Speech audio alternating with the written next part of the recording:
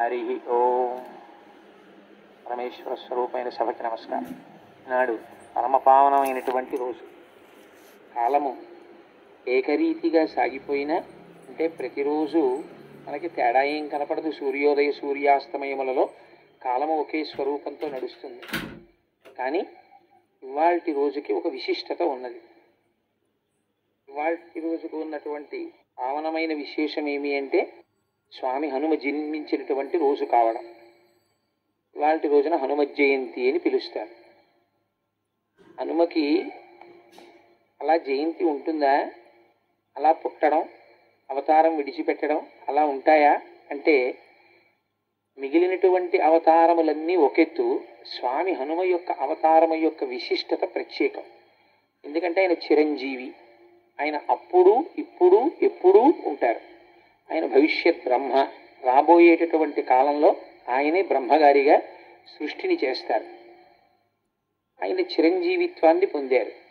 హనుమ యొక్క గొప్పతనం ఏమిటంటే మీరు హనుమని ప్రార్థన చేస్తే ప్రసన్నుడవడం కన్నా హనుమని ప్రార్థన చేస్తే, హనుమని పొగిడితే హనుమ యొక్క బలము హనుమకి తెలుస్తుంది. అప్పుడు ఆయన చాలా విశేషమైన తేజస్సుని పొంది తన బలం జ్ఞాపకానికి వచ్చి ఎటువంటి వ్యవహారాన్నైనా నిర్వహించగలుగుతారు. సాధారణంగా దేవతల యొక్క పరిస్థితి ఎలా ఉంటుందంటే మీరు ఒక దేవతని స్తోత్రం చేస్తే ఆ దేవత మీ యందు ప్రసన్నుడవుతాడు. అంతేగాని ఆ దేవతకి తన శక్తి జ్ఞాపకం రావడం అన్నది ఉండదు. హనుమని ప్రార్థన చేస్తే హనుమ ఉత్సాహాన్ని పొందుతారు. తన శక్తిని తాను గుర్తిస్తారు. అప్పటి వరకు తనకి ఏమీ తెలియనటువంటి వాళ్లే కూర్చుంటారు. ఆ కూర్చోవడానికి ఉన్నటువంటి పరాకాష్ఠ ఎటువంటిదో తెలుసా అండి హనుమది? ఎత్ర ఎత్ర రఘునాథ కీర్తనం తత్ర తత్ర కృతమస్తకాంజలిం భాష్పవారి పరిపూర్ణలోచనం మారుతిం నమత రాక్షసాంతకం. ఎలా కూర్చుంటారు అంటే ఎక్కడైనా రామకథ చెప్తూ ఉంటే, రామనామము చెప్తూ ఉంటే, రామ భజన చేస్తూ ఉంటే అందరికన్నా ముందు వస్తారట, అందరికన్నా ఆఖరణ పెడతారట. కన్నుల వెంట నీరు కారుస్తూ పరమ సంతోషంతో తనలో తానే రమించిపోతూ అక్కడ కూర్చుంటారు. ఎక్కడెక్కడికి హనుమ వస్తారో అక్కడక్కడ మంగళము జరుగుతుంది. హనుమని ఆరాధించేటటువంటి విధానంలో మనకి 2 తిథులు చాలా ప్రశస్తంగా కనపడతాయి. హనుమ యొక్క ఉపాసన, హనుమ యొక్క మంత్రము, హనుమ యొక్క ఆరాధనకి సంబంధించినటువంటి విశేషముల గురించి చాలా గొప్పగా మాట్లాడినటువంటి గ్రంథం పరాశర సంహిత. ఆ పరాశర సంహితలో హనుమ యొక్క విశేషాల్ని చాలా వైభవంగా వర్ణించారు. ఇవాల్టి రోజు అనగా మనకి ఇప్పుడు నడుస్తున్నటువంటి ఈ తిథిలో ఇవాల్టి రోజున దశమి తిథి నాడు పూర్వాభాద్ర నక్షత్రం ఉండగా మధ్యాహ్నం వేళ మహానుభావుడు స్వామి హనుమ యొక్క ఆవిర్భావం. కానీ గమ్మత్తు ఏమిటంటే శాస్త్రంలో ఏమన్నారంటే ఒక్కొక్కసారి నువ్వు నక్షత్రమును చూడవలసిన అవసరం లేదు అన్నారు.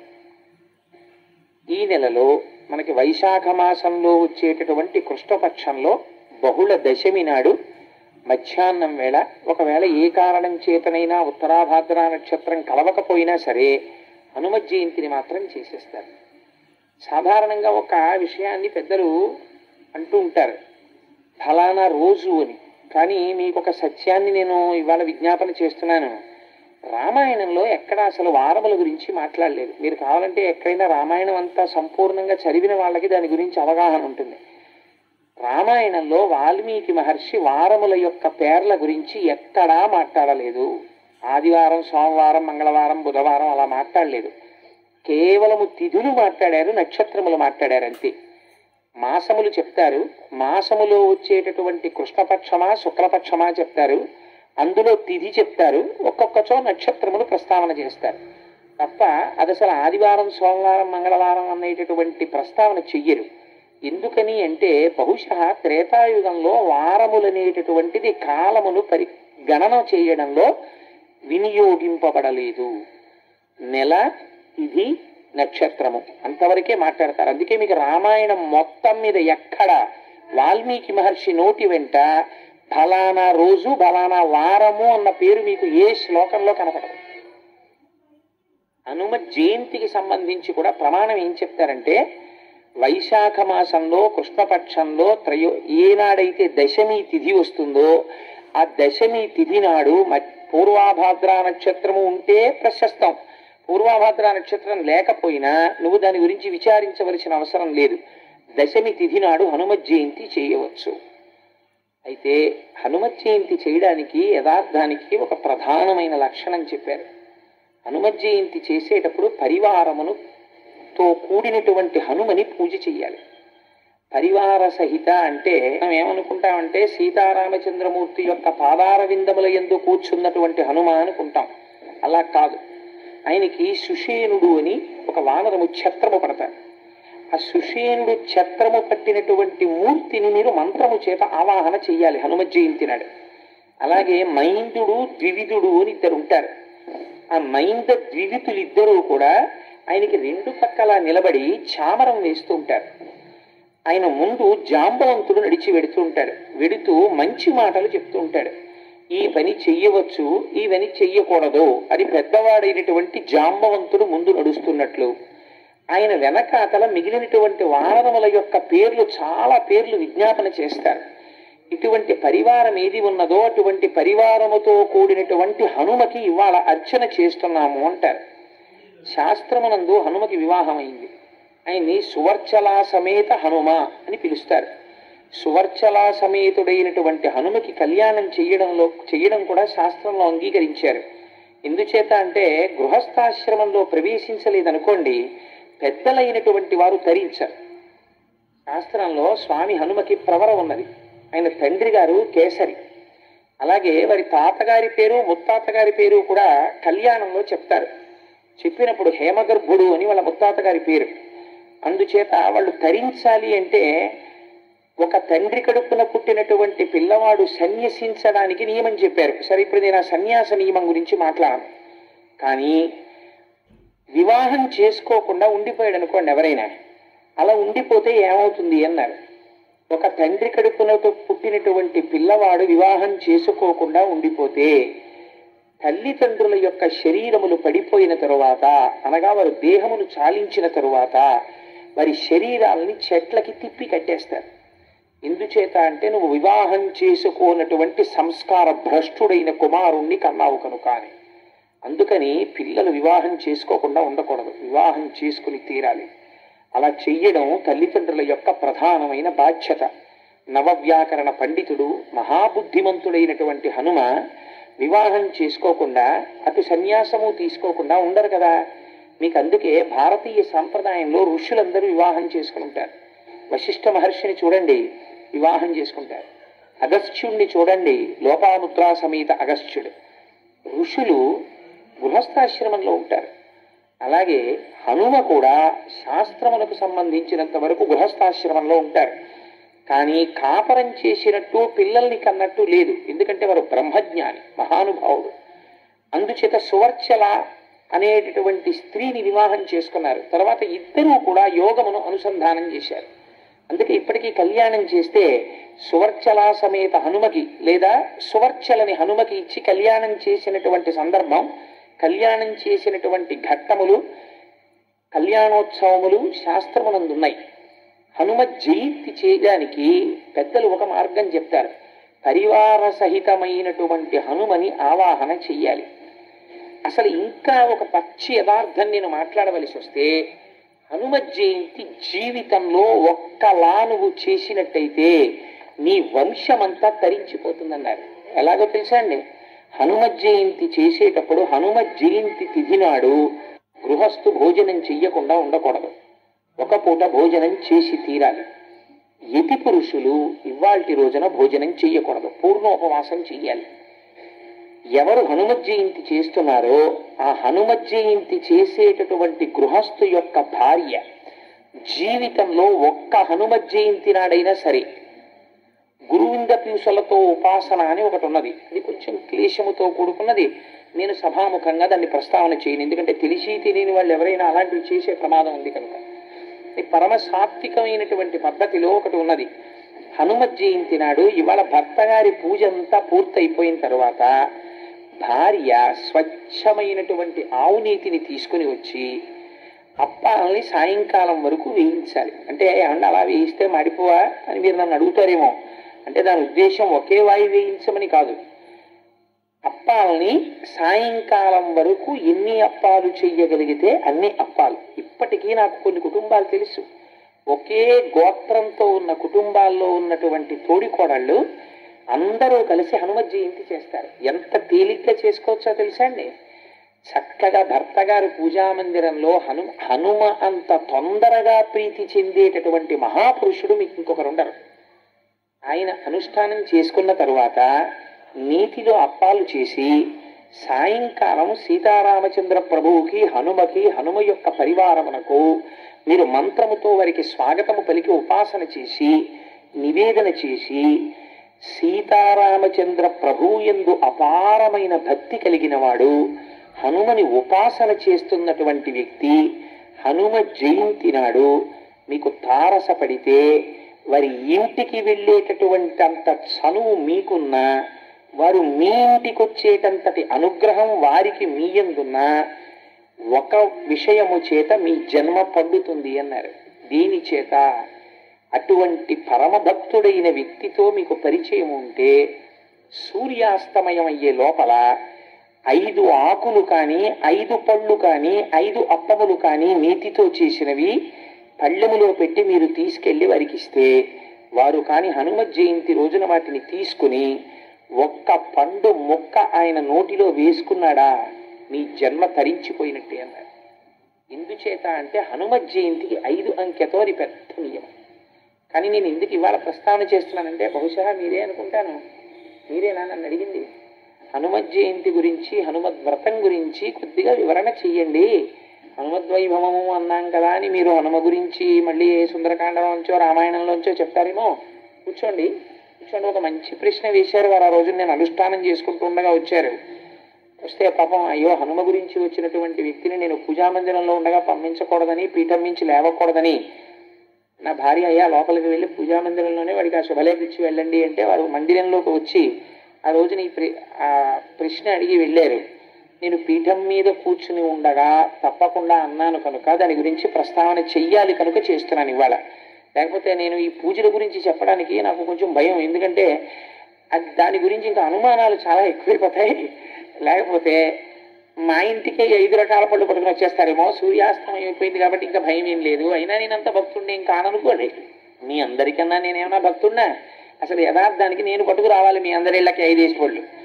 అందుకని శాస్త్రం ఏం చెప్పిందంటే 5 పళ్ళు ఒకే జాతికి చెందినటువంటి 5 ఫలాల్ని ఇవాల్టి రోజున సీతారామచంద్ర ప్రభువు యొక్క పాదముల యందు అపారమైన భక్తి కలిగినటువంటి వాడు హనుమని సేవించేటటువంటి వాడు అటువంటి వారి ఇంటికి వెళ్ళగలిగిన చనువు నీకుంటే, ఎందుకనంటే ఇలాంటి పవిత్రమైన తిథుల యందు వారికి ఒక అధికారం ఉంటుంది. అందరితో మాట్లాడవలసిన అవసరం ఏమి ఉండదు, అనుష్ఠానం చేసుకుంటారు లేకపోతే ఏదో చదువుకుంటారు కాబట్టి ఇవాళ మాట్లాడటం కుదరదండి. నైమిత్తిక తిథులు అంటారు వీటిని. నిత్యము నైమిత్తికము అని 2 ఉంటాయి. నిత్యము సంధ్యావందనం ప్రతిరోజు చేస్తాడు, నైమిత్తికము అంటే ప్రత్యేక తిథులు. వీటి యందు కొన్ని ప్రత్యేకమైన పనులు ఉంటాయి, అవి చేస్తే జన్మ తరిస్తుంది, అవి సులభ మార్గములు.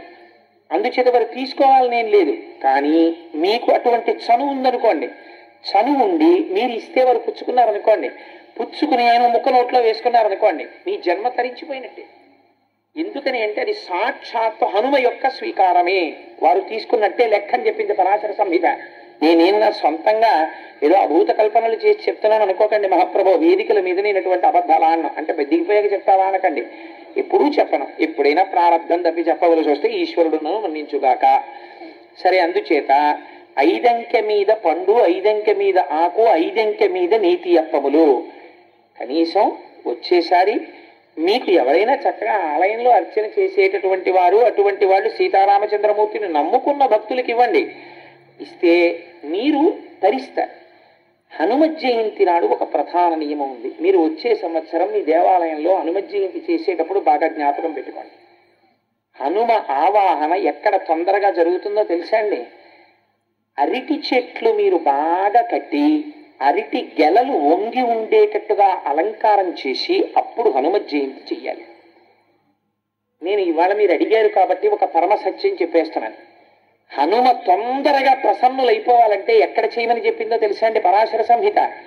అరటి తోటలోకి వెళ్ళి హనుమ యంత్రం కానీ హనుమ బొమ్మ కానీ హనుమ అని రాసి కానీ మీరు అక్కడ పెట్టి మీరు కానీ ఆ రోజున ఉపాసన చేశారా అరటి తోటలో, ప్రత్యక్షమైనటువంటి స్వరూపంతో స్వామి వచ్చి తీసుకుని తీరుతారని భయం ఇచ్చింది సంహిత. అన్నిటికన్నా ఆయన తొందరగా ప్రీతి దేనివల్ల పొందుతారో తెలుసా అండి? అరటి పండుగ. కదలి పూజ అని ప్రత్యేకమైనటువంటి పూజ ఆయనకి. కేవలం అలంకారంతో ఆయన తృప్తి పడిపోతారు. అరటి గెలలు ఇలా దిగేటట్టుగా అలంకారం చేసి అరటి చెట్లు కట్టి అరిటాకులేసి స్వామి చుట్టూ కూడా లేత అరిటాకులు పరిచి మీరు ఆయనకి బాగా ముగ్గిన అరటిపళ్ళు తీసుకొచ్చి అక్కడ పెట్టారనుకోండి, ఏదో ఒక రూపంతో మీకు ఈ కంటికి కనపడిన రూపంతో రాకపోవచ్చు, మీరు గుర్తు పట్టలేరు, కానీ ఏదో ఒక రూపంతో ఆయన వచ్చి తీసుకుని వెళ్ళి తీరుతారు. నా జీవితంలోనే దృష్టాంతాలున్నాయి. మనమే ఆశ్చర్యపోతాం, ఎలా వచ్చారా అని మీకే అర్థం కాదు. నేను మొన్న ఆఫీసులో ఉండగా నాతో మొన్న ఒక ఆయన వచ్చి ప్రస్తావన చేశాడు, అయ్యా ఏమిటో తెలియదు కానండి నాకు రామాయణం వింటే ఒళ్ళు పులకరిస్తోంది ఈ మధ్య, రామాయణం పెట్టగానే కోతులు వస్తున్నాయి మా ఇంటికి, నేను ఏమైనా చేయవలసి ఉంటుందా అని మా ఆఫీస్కి వచ్చాడు. పాపం, నీ ఎందు హనుమ అనుగ్రహం కలిగిందయా, రామాయణం ఇలా ప్లే నొక్కగానే వానరములు వస్తున్నాయి అంటే హనుమ అనేక రూపములతో వస్తారు, అందులో ప్రఖ్యాతమైన రూపము వానర రూపము ఒకటి అని పరాశర సంహిత చెప్పింది. అందుచేత తొందరగా ప్రసన్నుడై వస్తే స్వామి వానర రూపంలో వస్తారు. అందుచేత అరిటాకులతో అరటి చెట్లతో అరటి గెలలతో ఆలయమునకు అలంకారం చెయ్యాలి. లేదా హనుమ జయంతిని మీరు ఎక్కడ మందిరంలో చేస్తున్నారో అక్కడ అలంకారం చెయ్యాలి. చేసి అరటి పండ్లు తప్పకుండా నివేదన చెయ్యాలి. చేస్తే పరమ ప్రసన్నుడవుతాడు స్వామి. ఇది హనుమ జయంతి అంటారు. ఈ హనుమ జయంతి నాడు తప్పకుండా స్వామి హనుమ ఉన్నటువంటి దేవాలయంలో దర్శనం చేసుకోవాలి. హనుమ గురించి తప్పకుండా 4 మాటలు వినాలి. అయితే ఎవరు వినగలరు అన్నారు? ఎవరికి హనుమ యొక్క అనుగ్రహం కలగాలని హనుమ భావిస్తున్నారో వారు మాత్రమే వింటారు. అందరికీ అదృష్టం లభిస్తుందా? ఎవరికి ఆయన అనుగ్రహం కలుగుతుందో వారు మాత్రమే వింటారు. అందరూ వినడం అన్నది ఆయన అనుగ్రహం మీద ఆధారపడి ఉంటుంది. సరే, అందుచేత రెండవది మళ్ళీ తత్తుల్యమైనటువంటి రోజు వేరొకటి ఉన్నది, అది హనుమద్వ్రతము అని చేస్తారు. ఇది వైశాఖ మాసంలో వచ్చేటటువంటి బహుళ దశమి మధ్యాహ్నం స్వామి యొక్క ఆవిర్భావము కనుక హనుమత్ జయంతి. హనుమద్ వ్రతం ఎప్పుడు వస్తుంది అంటే మార్గశీర్ష మాసంలో శుక్లపక్షంలో వచ్చేటటువంటి త్రయోదశి నాడు హనుమద్ వ్రతం చేస్తారు. హనుమద్ వ్రతం ఎందుకు చేస్తారు? సత్యనారాయణ స్వామి వారి వ్రతం చేసినట్టు హనుమద్ వ్రతమునకు కూడా కల్పం ఏదైనా ఉందా? కల్పము అంటారు. బాగా జ్ఞాపకం పెట్టుకోండి మీరు ఆ మాట. మీరు ఎప్పుడైనా ఒక కల్పము ఉన్నదనుకోండి, కల్పము ఉంటే అది వైదికము అని గుర్తు. మీకు ఎక్కడో ఆ పద్ధతిని ఋషులు నిర్దేశించారు. ఆ ఋషులు నిర్దేశించిన పద్ధతిలో జరిగిన దానిని కల్పము అంటారు. సత్యనారాయణ స్వామి వారి వ్రతం చేస్తున్నారు అనుకోండి, కల్పోక్త ప్రకారేణ అంటారంటే కల్పము ఎలా చెప్పిందో అలా చెయ్యాలి. దానికి ఒక పద్ధతిని ఋషులు నిర్ణయించి పెట్టారనమాట. అంటే మీకు అది ఖచ్చితంగా ఫలితాన్ని ఇచ్చేస్తుంది. హనుమద్ వ్రతమునకు కూడా కల్పము ఉన్నది. ఆ కల్పము ప్రకారము చెయ్యాలి. అయితే హనుమద్ వ్రతము ఎక్కడ చెయ్యాలి అన్నారు. అసలు యథార్థమునకు హనుమద్ వ్రతం ఎక్కడ చెయ్యాలో తెలుసా అండి? పంపా నదీ తీరమునందు కూర్చుని మాత్రమే హనుమద్ వ్రతమును చెయ్యాలి. వేరొక చోట ఎక్కడ కూర్చుని కూడా హనుమద్ వ్రతమును చెయ్యరాదు. మరి ఏమండి, ఆ రోజున హనుమద్ వ్రతానికి మార్గశీర్ష మాసంలో శుద్ధ త్రయోదశి నాడు మేమందరం పంపానదీ తీరానికి వెళ్ళిపోయి చెయ్యమా వ్రతం అంటే శాస్త్రము దానికి ఒక మినహాయింపు ఇచ్చింది. ఎలా చేస్తావు హనుమద్ వ్రతము అంటే, నువ్వు పంపానదీ తీరమునకు వెళ్ళలేకపోతే ఒక కలశని పెట్టి ఆ కలశలో నీరు పోసి ఆ కల్పమునకు దారములు కడతారు. అది శాస్త్రము తెలుసున్నటువంటి వారు, ఆ ప్రక్రియని నిర్వహించగలిగినటువంటి వారు కడతారు. కట్టి దాని మీద ఆ కలశ మీద ఆ కొబ్బరి బొండాన్ని పెట్టి ఆకులు వేసి అందులోకి పంపాజలముల యొక్క ఆవాహన మంత్రం చెప్తారు. ఆవాహన మంత్రం చెప్పిన తర్వాత అప్పుడు నువ్వు పంపానది ఒడ్డున కూర్చున్నట్టే లెక్క. అప్పుడు కూర్చుని హనుమద్ వ్రతం చేస్తారు. ఎందుకు చేస్తారు హనుమద్ వ్రతం? నాతో వారు ఆ రోజున ప్రస్తావన చేసింది నాకు జ్ఞాపకం ఉంటే, సీతమ్మ తల్లి దర్శనం అయింది కదండి ఆ రోజున, అందుకని వ్రతం చేస్తారట కదా స్వామిని అని ఒక విషయం అడిగారు నన్ను. కానీ మీకు కాలము యొక్క గణని బట్టి చూస్తే రామాయణంలో అలా పొంతన కుదరదు. కానీ మార్గశీర్ష మాసంలో శుద్ధ త్రయోదశి నాడు హనుమద్వ్రతమును ఎందుకు చేస్తారు అంటే పరాశర సంహిత దీని గురించి చెప్పింది. 13 క్షేత్రములు ఉన్నాయి, వాటిని హనుమత్ పీఠములు అని పిలుస్తారు. ఆ హనుమత్ పీఠములలో పంపా తీరము ఒక పీఠం. అలాగే మీకు హనుమద్ వ్రతాన్ని ఎందుకు చేస్తారు అంటే చంద్రవంశంలో సోమదత్తుడు అనబడేటటువంటి ఒక రాజు జన్మించాడు. ఆయనకి రాజ్య భ్రష్టత్వము వచ్చింది. రాజ్యమును ఆయన యొక్క శత్రువులు యుద్ధంలో ఓడించి తీసుకుపోయారు. ఆయన రాజ్య భ్రష్టత్వము వచ్చి వెళ్ళిపోయాడు. ఆ కాలములో అప్పటికప్పుడు విజయము కలగాలంటే ఏ వ్రతము చెయ్యాలి అన్నారు. పంపా తీరమునందు కూర్చుని మార్గశిర శుద్ధ త్రయోదశి నాడు చేసేటటువంటి వ్రతం అనుకోకుండా తిరిగి వచ్చింది. ఇప్పటికిప్పుడు నీకు విజయాన్ని ఇవ్వగలిగినటువంటి వ్రతం ఆ వ్రతం. మరి ఎలా ఇప్పుడు పంపా తీరానికి వెళ్ళడం అంటే నీకేం భయం లేదయా, నువ్వు ఇక్కడే కూర్చుని ఉండు, నీకు కలశలోకి పంపా తీరమును ఆవాహన చేస్తాం అని ఆ రాజుతో వ్రతం చేయించారు. చేయిస్తే ఆయన పరమభక్తి శ్రద్ధలతో వ్రతాన్ని చేశారు. చెయ్యగానే హనుమ యొక్క అనుగ్రహం కలిగింది. హనుమ యొక్క అనుగ్రహం కలిగి విజయాన్ని పొందినటువంటి వాళ్ళల్లో ద్రౌపదీదేవి కూడా ఉన్నది. ద్రౌపదీదేవి కూడా హనుమ యొక్క ఆరాధన చేసినది. చేసి తన భర్తల యొక్క విజయాన్ని పొందగలిగింది. ఆయన కాలాతీతుడు, యుగములు మారిపోతుంటాయి కానీ హనుమ కనపడతారు మీకు. త్రేతాయుగంలో హనుమ ఉన్నారు, ద్వాపర యుగంలో హనుమ ఉన్నారు. గరుడ గర్భభంగాన్ని చేసినటువంటి వ్యక్తి హనుమి. అందుచేత సత్యభామ యొక్క గర్భభంగం చేసినటువంటి వారు కూడా హనుమే. ఎందుకంటే సత్యభామకి చాలా అహంకారం ఉండేది, నా అంత అందగత్తె లేదు ప్రపంచంలో అని. ఒకసారి కృష్ణ భగవానుడు అనుకున్నారు సత్యభామ యొక్క అందమునందు ఆవిడకున్నటువంటి అతిశయమును పోగొట్టాలి అని. తన భార్య యొక్క అందమునకు ఉన్నటువంటి అతిశయమును భర్తే పోగొడితే అది అంత మర్యాదగా ఉండదు, కొంచెం కఠినంగా మాట్లాడవలసి వస్తుంది. అందుకని కృష్ణ భగవానుడు చతురుడు కనుక ఆయన హనుమకి కబురు చేశారు, హనుమ ఒక్కసారి రావలసినది అని. అంటే హనుమ ఒక విచిత్రమైన స్వరూపం. గరుడు వెళ్ళి చెప్పారు కృష్ణుడు నిన్ను దర్శనానికి రమ్మంటున్నారు. కృష్ణుడితో మాకేం పని, మేము రామదర్శనం అయితేనే చేస్తామన్నారు. కృష్ణుడు ఆయనకి రామావతారమనందున్న ప్రీతి ఎటువంటిది, రాముడే పిలుస్తున్నాడని మళ్ళీ కబురు చేశారు. ఇందులో అంతర్భాగంగా గరుడ గర్భభంగం కూడా చేశారు. ఆయన చేస్తే రమ్మని కబురు చేశారు.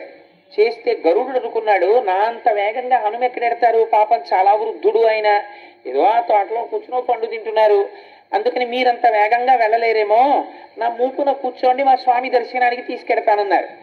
అంటే హనుమ అన్నారు నా స్వామి రాముడా పిలిచినది అని ఒక్క దూకు దూకారు. గరుడుడి కన్నా వేగం ఉన్నవాడు ఉన్నాడు కదా. గరుత్మంతుడు ఆశ్చర్యంగా ఇలా చూశారు, వెళ్ళిపోయారు. ఆయన ఎటు వెళ్ళిపోయాడు ఈయనని ఆయన గబగబా వచ్చారు అంతఃపురంలోకి. వచ్చే లోపల జరిగిన విచిత్రం ఏమిటో తెలుసా అండి, సుదర్శనుడు అడ్డొచ్చాడు. అక్కడ సుదర్శన చక్రం అడ్డొచ్చి లోపల రాముడు ఉన్నాడు ఏమిటి, కృష్ణుడు ఉన్నాడు, నువ్వెలా వెళతావు, నా అనుగ్రహం లేకుండా నా అనుమతి లేకుండా వెళ్ళడానికి వీల్లేదన్నాడు.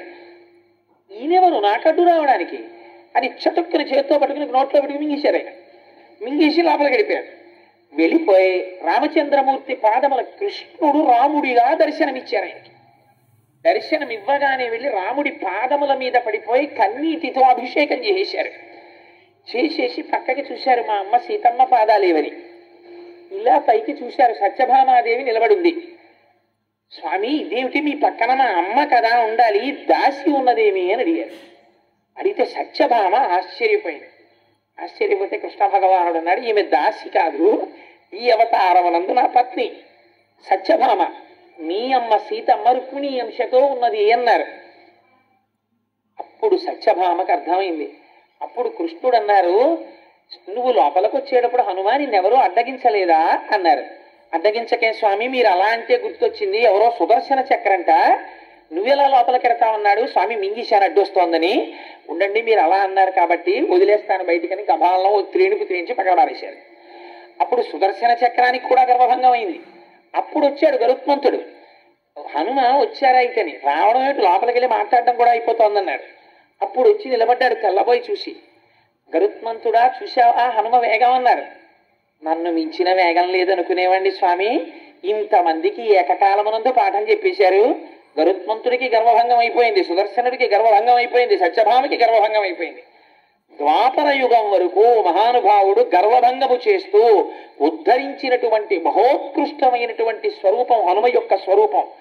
ఆనాడు చంద్రవంశంలో ప్రభవించినటువంటి సోమదత్తుడనేటటువంటి రాజు హనుమద్వ్రతమును చేసినటువంటి ఉత్తర క్షణంలో హనుమ యొక్క అనుగ్రహం కలిగి అపారమైనటువంటి సైన్యము అక్కడికక్కడ దొరికింది. అరణ్యంలో ఉన్న భీలులందరూ తోడొచ్చారు.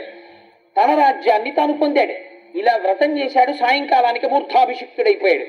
ఆనాటి నుంచి చంద్రవంశ ప్రభు అయినటువంటి సోమదత్తుడు చేసి ఫలితమును పొందినటువంటి మహోత్కృష్టమైనటువంటి వ్రతము కనుక ఇప్పటికీ మార్గశీర్ష మాసంలో శుద్ధ త్రయోదశి తిథి నాడు హనుమద్ వ్రతమును చేస్తారు. వ్రతము చేయడం ఎంతో, వ్రతము యొక్క ప్రసాదమును స్వీకరించడము అంతే. ఇవాల్టి రోజున ప్రసాద వితరణ చేయకుండా ఉండకూడదు. మీరు చేశారనుకుంటే నన్ను ప్రసాదానికి ఏర్పాట్లు. అందుకని సభ అయిన తర్వాత అందరూ ప్రసాదం తీసుకోండి. అందుచేత అందరూ ప్రసాదం తీసుకోండి. వ్రతము చేయడము ఒకటి, ప్రసాదమును తీసుకోవడము ఒకటి కాదు, రెండూ సమానమే. మీరు ఇవాళ ప్రసాదం కళ్ళకద్దుకుని నోట్లో వేసుకున్నారనుకోండి, హనుమత్ జయంతిని మీరు పరిపూర్ణముగా చేసినటువంటి ఫలితము ఏది ఉంటుందో ఆ ఫలితము మీకు వచ్చేస్తుంది. అందుకే ప్రసాదం తీసుకోండి, ప్రసాదం తీసుకోండి అంటారు. అది సత్యనారాయణ స్వామి వారి వ్రత కథలలో రావడానికి రహస్యం అదే. అందుకే 5 అధ్యాయాలుగా కథ చెప్తారు. రేపు ఎలాగో అదే ఊరు కందికుప్పలో ఉంది. కందికుప్పలో సత్యనారాయణ స్వామి వారి కథ ఎందుకు చెప్తారు, 5 అధ్యాయాలు ఎందుకు చెప్తారు, ఎందుకు ఆయనకి మీసాలు ఉంటాయి, ఎందుకు అసలు సత్యనారాయణ వ్రతం చేస్తారు, ఈ విషయాల మీద కందికుప్పలో మాట్లాడబోతున్నాం. సరే, అది ఇక్కడ చెప్పడం, ఇది అక్కడ చెప్పడం ఎందుకు వచ్చినల్లరి. అందుకని ఇక్కడ హనుమ గురించి చెప్పమన్నారు, హనుమ గురించి చెప్తాను. అందుచేత హనుమద్ వ్రతము చేసిన, హనుమత్ జయంతి చేసిన ఆ ఫలితమును పొందడానికి మీరైనా కూర్చుని చేసుకోవాలి. లేదా సులభమేది, కనీసము ప్రసాదమును కన్నుల కద్దుకుని మహాభక్తితో స్వీకరిస్తే మీరు ఆ వ్రతమును చేసినటువంటి ఫలితమును అంతటినీ మీరు పొందుతారు. అందుకే పెద్దలు ప్రసాద వితరణం చేస్తారు. సరే, అందుచేత అది హనుమద్వ్రతము, ఇది హనుమత్ జయంతి. ఈ రెండింటిని పరమ భక్తి శ్రద్ధలతో ఆచరిస్తారు హనుమయందు. హనుమకి ఒక విశేషమైనటువంటి శక్తి ఉంది. మీకు దేవతా స్వరూపాల్లో 2 స్వరూపాలకే సింధూరముతో అర్చన. మిగిలినటువంటి దేవతల ఎవ్వరికీ కూడా సింధూరముతో అర్చన లేదు. సింధూరమును ఎవరు ధరించాలి అని అడిగారు. అడిగితే ఒక్క స్త్రీ మాత్రమే ధరిస్తుంది. అది కూడా ఎవరు?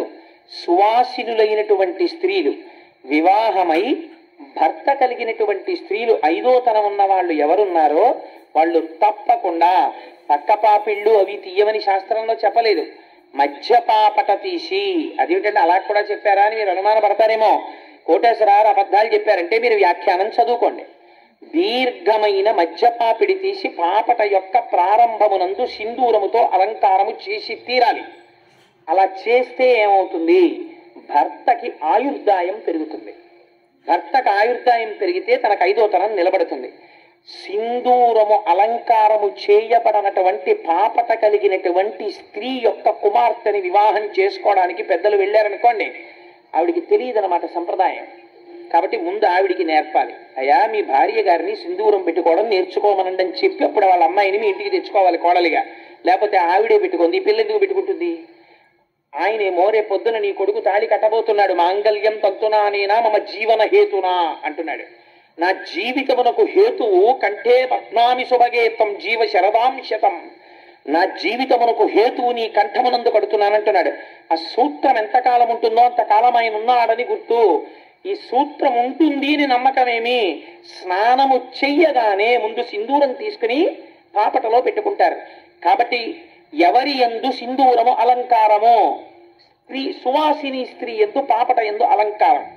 దేవతా స్వరూపాల్లో మీకు ఇంకా ఏ దేవతకి కూడా సింధూరార్చన లేదు. ఇద్దరికే చేస్తారు సింధూరంతో అలంకారం. ఎవరికో తెలుసా అండి? మొట్టమొదటి వారు గణపతి, ఆయనకి చేస్తారు. అందుకే ప్రాతస్మరామి గణనాథ మనాథ బంధుం సింధూర పూర పరిశోభిత గండ యుగ్మం బుద్దండ విఘ్న పరిఖండన చండ దండ ఆఖండలాది సురనాయక బృందవంద్యం అని పిలుస్తారు ఆయన్ని. సింధూరం తీసుకెళ్లి అసలు వినాయక చవితి నాడు సింధూరార్చన చెయ్యకుండా విఘ్నేశ్వర పూజ చేయడం భ్రష్టత్వం. అలా చేయకూడదు. తప్పకుండా సింధూరం దగ్గర పెట్టుకుని గణపతి యొక్క గండస్థలమునకు రాయాలి. రాస్తే ఆయన పరమ ప్రసన్నుడవుతాడు. 2వ వారు ఎవరో తెలుసా అండి? హనుమ. హనుమైతే ఎంత సింధూరం రాసుకుంటారో తెలుసా? ఒంటికి తైలం రాసుకుని తైలం మీద సింధూరం రాసేసుకుంటాడు. ఎందుకు ఆయనకి అంత ఇష్టం సింధూరం అని అడిగారు. ఆయనకి ఇష్టం కాదుట.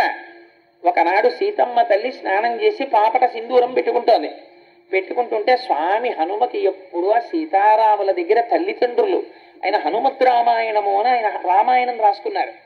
మనకి వాల్మీకి రామాయణంలో వానరోహం మహాభాగే రాము అని ఏంటి ఆ ఉంగరం తీసుకొచ్చానమ్మా అన్నటువంటి శ్లోకం ఉంటుంది. వానరోహం మహాభాగే దూతో రామస్య ధీమత రామనామాంకితం చేదం పశ్యదే వ్యంగుళీయకం ప్రత్యయార్థం తవానీతం తేన దత్తం మహాత్మన సమాస్విషి భద్రం తే క్షీణ దుఃఖ పలాహ్యసి అని ఉంగరం ఇస్తారు.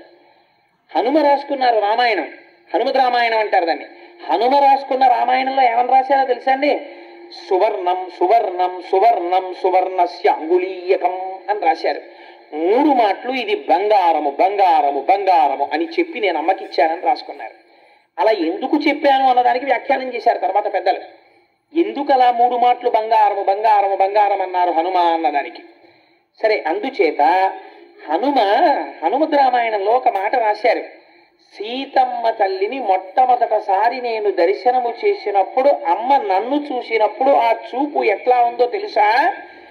చాలా సంవత్సరములు తల్లిని విడిచిపెట్టి కొడుకు ఏ దూరదేశములకో ఉద్యోగరీత్యానో విద్యార్జన రీత్యానో వెళ్ళిపోతే ఆ కుమారుడు మళ్ళీ తిరిగి వచ్చినప్పుడు మీరు పిల్లవాడి వంక కాదు చూడవలసింది, అమ్మ వంక చూడాలి.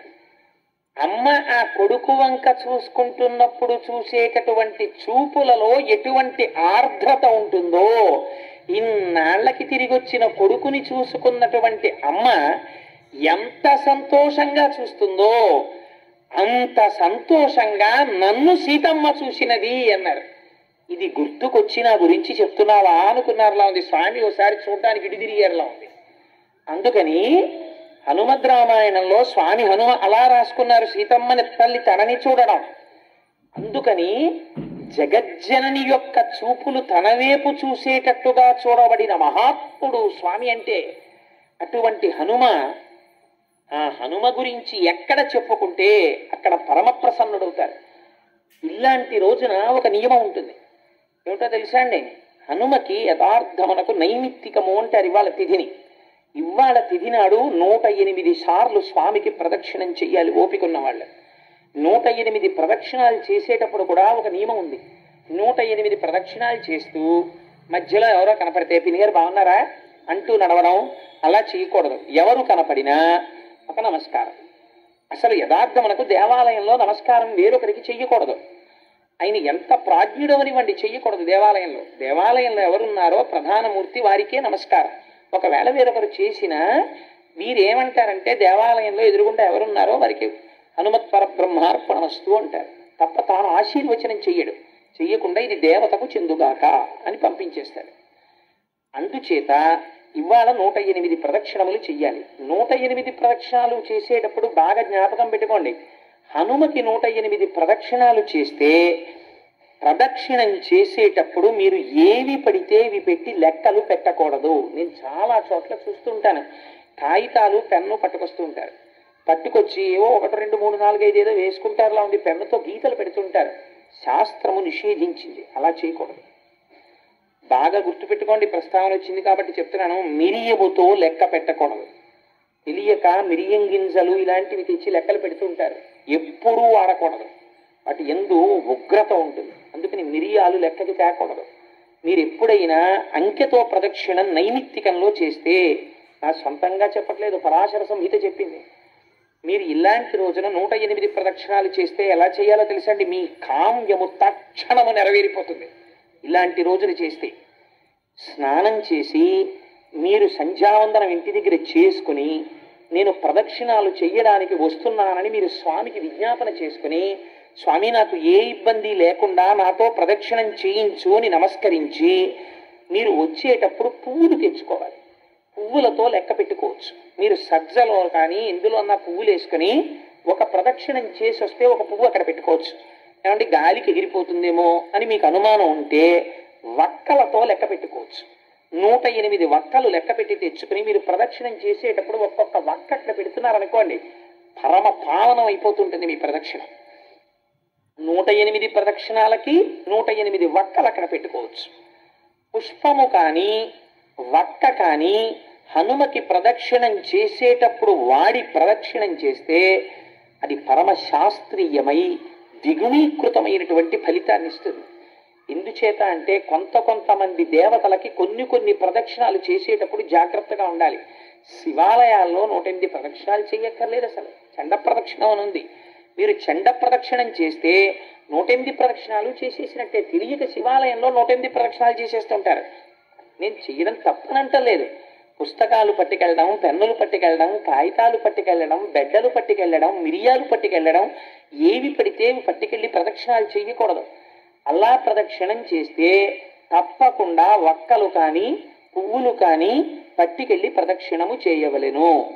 ఒకవేళ ఏమండి మేము 108 ప్రదక్షిణాలు చెయ్యలేము, మరి ఎలాగా? బాగా జ్ఞాపకం పెట్టుకోండి. 2తో భాగించు. 108 చెయ్యలేవు, 2 పెట్టి భాగించి ఎంత వస్తుంది? 54. నేను కరెక్ట్గా చెప్తే 54ఏనా? అంకెల్లో తప్పు నేను. అందుకని 54 మాటలు ప్రదక్షిణం చెయ్యండి. 54 కూడా చేయలేను, మళ్ళీ 2 పెట్టి భాగించు. ఎంత? ఏదో 27లా ఉంది. కాబట్టి మరి 2 పెట్టి భాగింపబడదు కదా అన్నారు అనుకోండి. అంటే అవి కనీసము నీవు చేయవలే అని గుర్తు. ఇంకా 2 చేత భాగింపబడదంటే 27 ప్రదక్షిణాలు కూడా చేసేటంతటి శరీర స్థితి నాకు లేదు అని నువ్వు అనుకుంటే అప్పుడు 11 మార్లు చేయండి. అది కూడా నేను చెయ్యలేను అంటే యథార్థం అనకు. చెయ్యలేను అంటే బాగా తినేసి వచ్చానండి చేయలేనంటే కాదు, లేకపోతే ఓపిక లేదండి అంటే కాదు, ఎగ్గొట్టే మార్గాలకు కాదు. నీ శరీరము నిన్ను అనుమతించకపోతే, అంతగా రోగగ్రస్తమై ఉంటే శరీరము, అప్పుడు 5 కూడా నేను చెయ్యలేను. 3 అది కూడా చెయ్యలేను. 1 అది కూడా చెయ్యలేను. మానసికం చేస్తే అపారమైన ప్రయోజనము. మనుష్య జన్మ ఎత్తి హనుమ జయంతి నాడు మీరు హనుమ దేవాలయానికి వెళ్ళక, హనుమ గురించి వినక, ప్రార్థనా శ్లోకము చెప్పక మీ రోజు గడిచిపోయింది అనుకోండి, మీ జీవితంలో ఒక మహద్భాగ్యాన్ని మీరు వదిలిపెట్టేసినట్టే. అందుకే ఇవేమీ చేయలేకపోతే ఏం చేస్తావు? అంత భక్తుడి ఇంటికి నీకు అనుమతి ఉంటే నీ ఇష్టం వచ్చినట్టు వెళ్ళి క్యూలు కట్టి ఇస్తానంటే కుదరదు. ఆయనకి ఇష్టం అయితే పుచ్చుకుంటాడు అంతే. నీకు అంత చనువు ఉంటే మాత్రమే ఆయనకి 5 పళ్ళు ఇస్తే ఆయన పుచ్చుకుని నోట్లో వేసుకుంటే నీ జన్మ ధన్యమైపోయినట్టు అని చెప్పింది శాస్త్రం. ఇన్నింటిని ఎందుకు అనుగ్రహిస్తారో తెలుసా అండి? అంత సర్వోత్కృష్టమైనటువంటి తిథి, అంత గొప్ప తిథి హనుమ జయంతి అంటే. అలాగే స్వామికి ఆకు పూజ అని చేస్తుంటారు. స్వామికి ఆకు పూజ ఎందుకు చేస్తారు? ఎవరైనా చెప్పండి చూస్తాను. కమలపాకులతో పూజ చేస్తూ ఉంటారు కదా, మేము ఇవాళ హనుమకి ఆకు పూజ చేయించామండి అంటారు. చాలా తప్పు మాట. నేను ఒక పరమ పవిత్రమైన విషయాన్ని ప్రస్తావన చేస్తున్నాను తప్ప నేను ఎవరిని చిన్నబుచ్చాలని కానీ ఒకరి తప్పు ఎత్తి చూపించాలన్న ప్రయత్నము నేను చెయ్యడం లేదు. ఎవరైనా ఒకవేళ నాకన్నా తెలియని వాడు ఇక్కడ సభలో ఉంటే వాడు హనుమ యొక్క అనుగ్రహంగా కొంచెం దిద్దుకోవడం కోసం ప్రస్తావన చేస్తున్నాను తప్ప నేను ఎవరిని శాసించి చెప్పడానికి, ఎవరి తప్పెత్తడానికి నేను ప్రయత్నము చేయడము లేదు. ఎందుకంటే నాకన్నా తక్కువ వాడు ఈ సభలో ఎవరూ లేరు, అందరికన్నా తక్కువ నేనే కనుక. మరి మేమెందుకు వింటున్నామంటే అది మీ ప్రాజ్ఞత కనుక. ఏమీ తెలియని వాళ్ళ వినడం మీ వినయం, ఏమీ తెలియకపోయినా చెప్పడం నా ధూర్తతనం. మరి ఎందుకు ఆకు పూజ చేయించానని అనకు? ఎందుకు అనకూడదో తెలుసా అండి? అన్నిటికన్నా చాలా గొప్ప విషయం ఏమిటో తెలుసా? మీ ఇంటికి ఎవరైనా పెద్దలు వస్తే ఆయనకి టిఫిన్ పెట్టామండి, ఆయనకి కాఫీ పెట్టామండి కాదు. నీ ఇంటికి పెద్దలు వస్తే నువ్వు చెయ్యవలసిన నియమము ఒకటి ఉన్నది. 1 పండు పెట్టి ఇవ్వరాదు.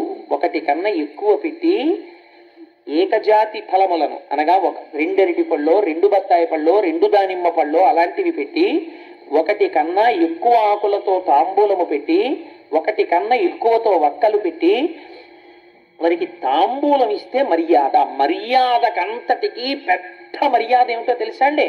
తాంబూలం ఇవ్వడం. మా ఎవరింటికో ఎవరో వెళ్ళారనుకోండి, వాళ్ళకి కాఫీ ఇచ్చి పంపించారనుకోండి, మీరు పంపిస్తే ఇంతకన్నా నువ్వు గౌరవమును పొందడానికి అర్హత లేనివాడివి అని వారు చెప్పినట్టు. వారు నీకు తాంబూలం ఇచ్చి పంపించారనుకోండి, 2 అరటి పళ్ళు పెట్టి తామలపాకులు వక్కలు ఇచ్చి నిన్ను పంపించారనుకోండి, వారికి నీ మనస్సులో వారి యందు నీకు గౌరవం ఉన్నది అని గుర్తు. ఆకు పూజ ఎందుకు చేస్తారో తెలుసా అండి? ఈ రహస్యాన్ని మహాభారతంలో విరాట పర్వంలో చెప్పారు. బృహన్నల రూపంలో అర్జునుడు వచ్చాడు విరాట పర్వంలో కొలువుకి. వస్తే విరాట్ రాజు గారు అర్జునుడిని చూసి ఆశ్చర్యపోయారు. ఏమయ్యా, నిన్ను చూస్తే ఇలా ఉన్నావు, ఇంత తేజస్సుతో, నువ్వు బృహన్నలవా, పేడివాడివా అని అడిగారు. అడిగితే ఆ రోజున విరాట పర్వం ఎప్పుడైనా చెప్పినప్పుడు చెప్తాను, అందులో ఉండేటటువంటి గమ్మత్తులు. ఆయన మహానుభావుడు అన్నారు, అవునయ్యా, కన్యాజనులకు నృత్తము గరపంగా నాకు నేర్పు కలదు తృత్తమునకు నన్నీలుము అన్నారు. నేను కన్యామునులకు వృత్తం నేర్పుతానయ్యా, నాకు నాట్యం నేర్పుతాను, ఆ పదవి నాకు ఇప్పించవయ్యా చాలన్నారు.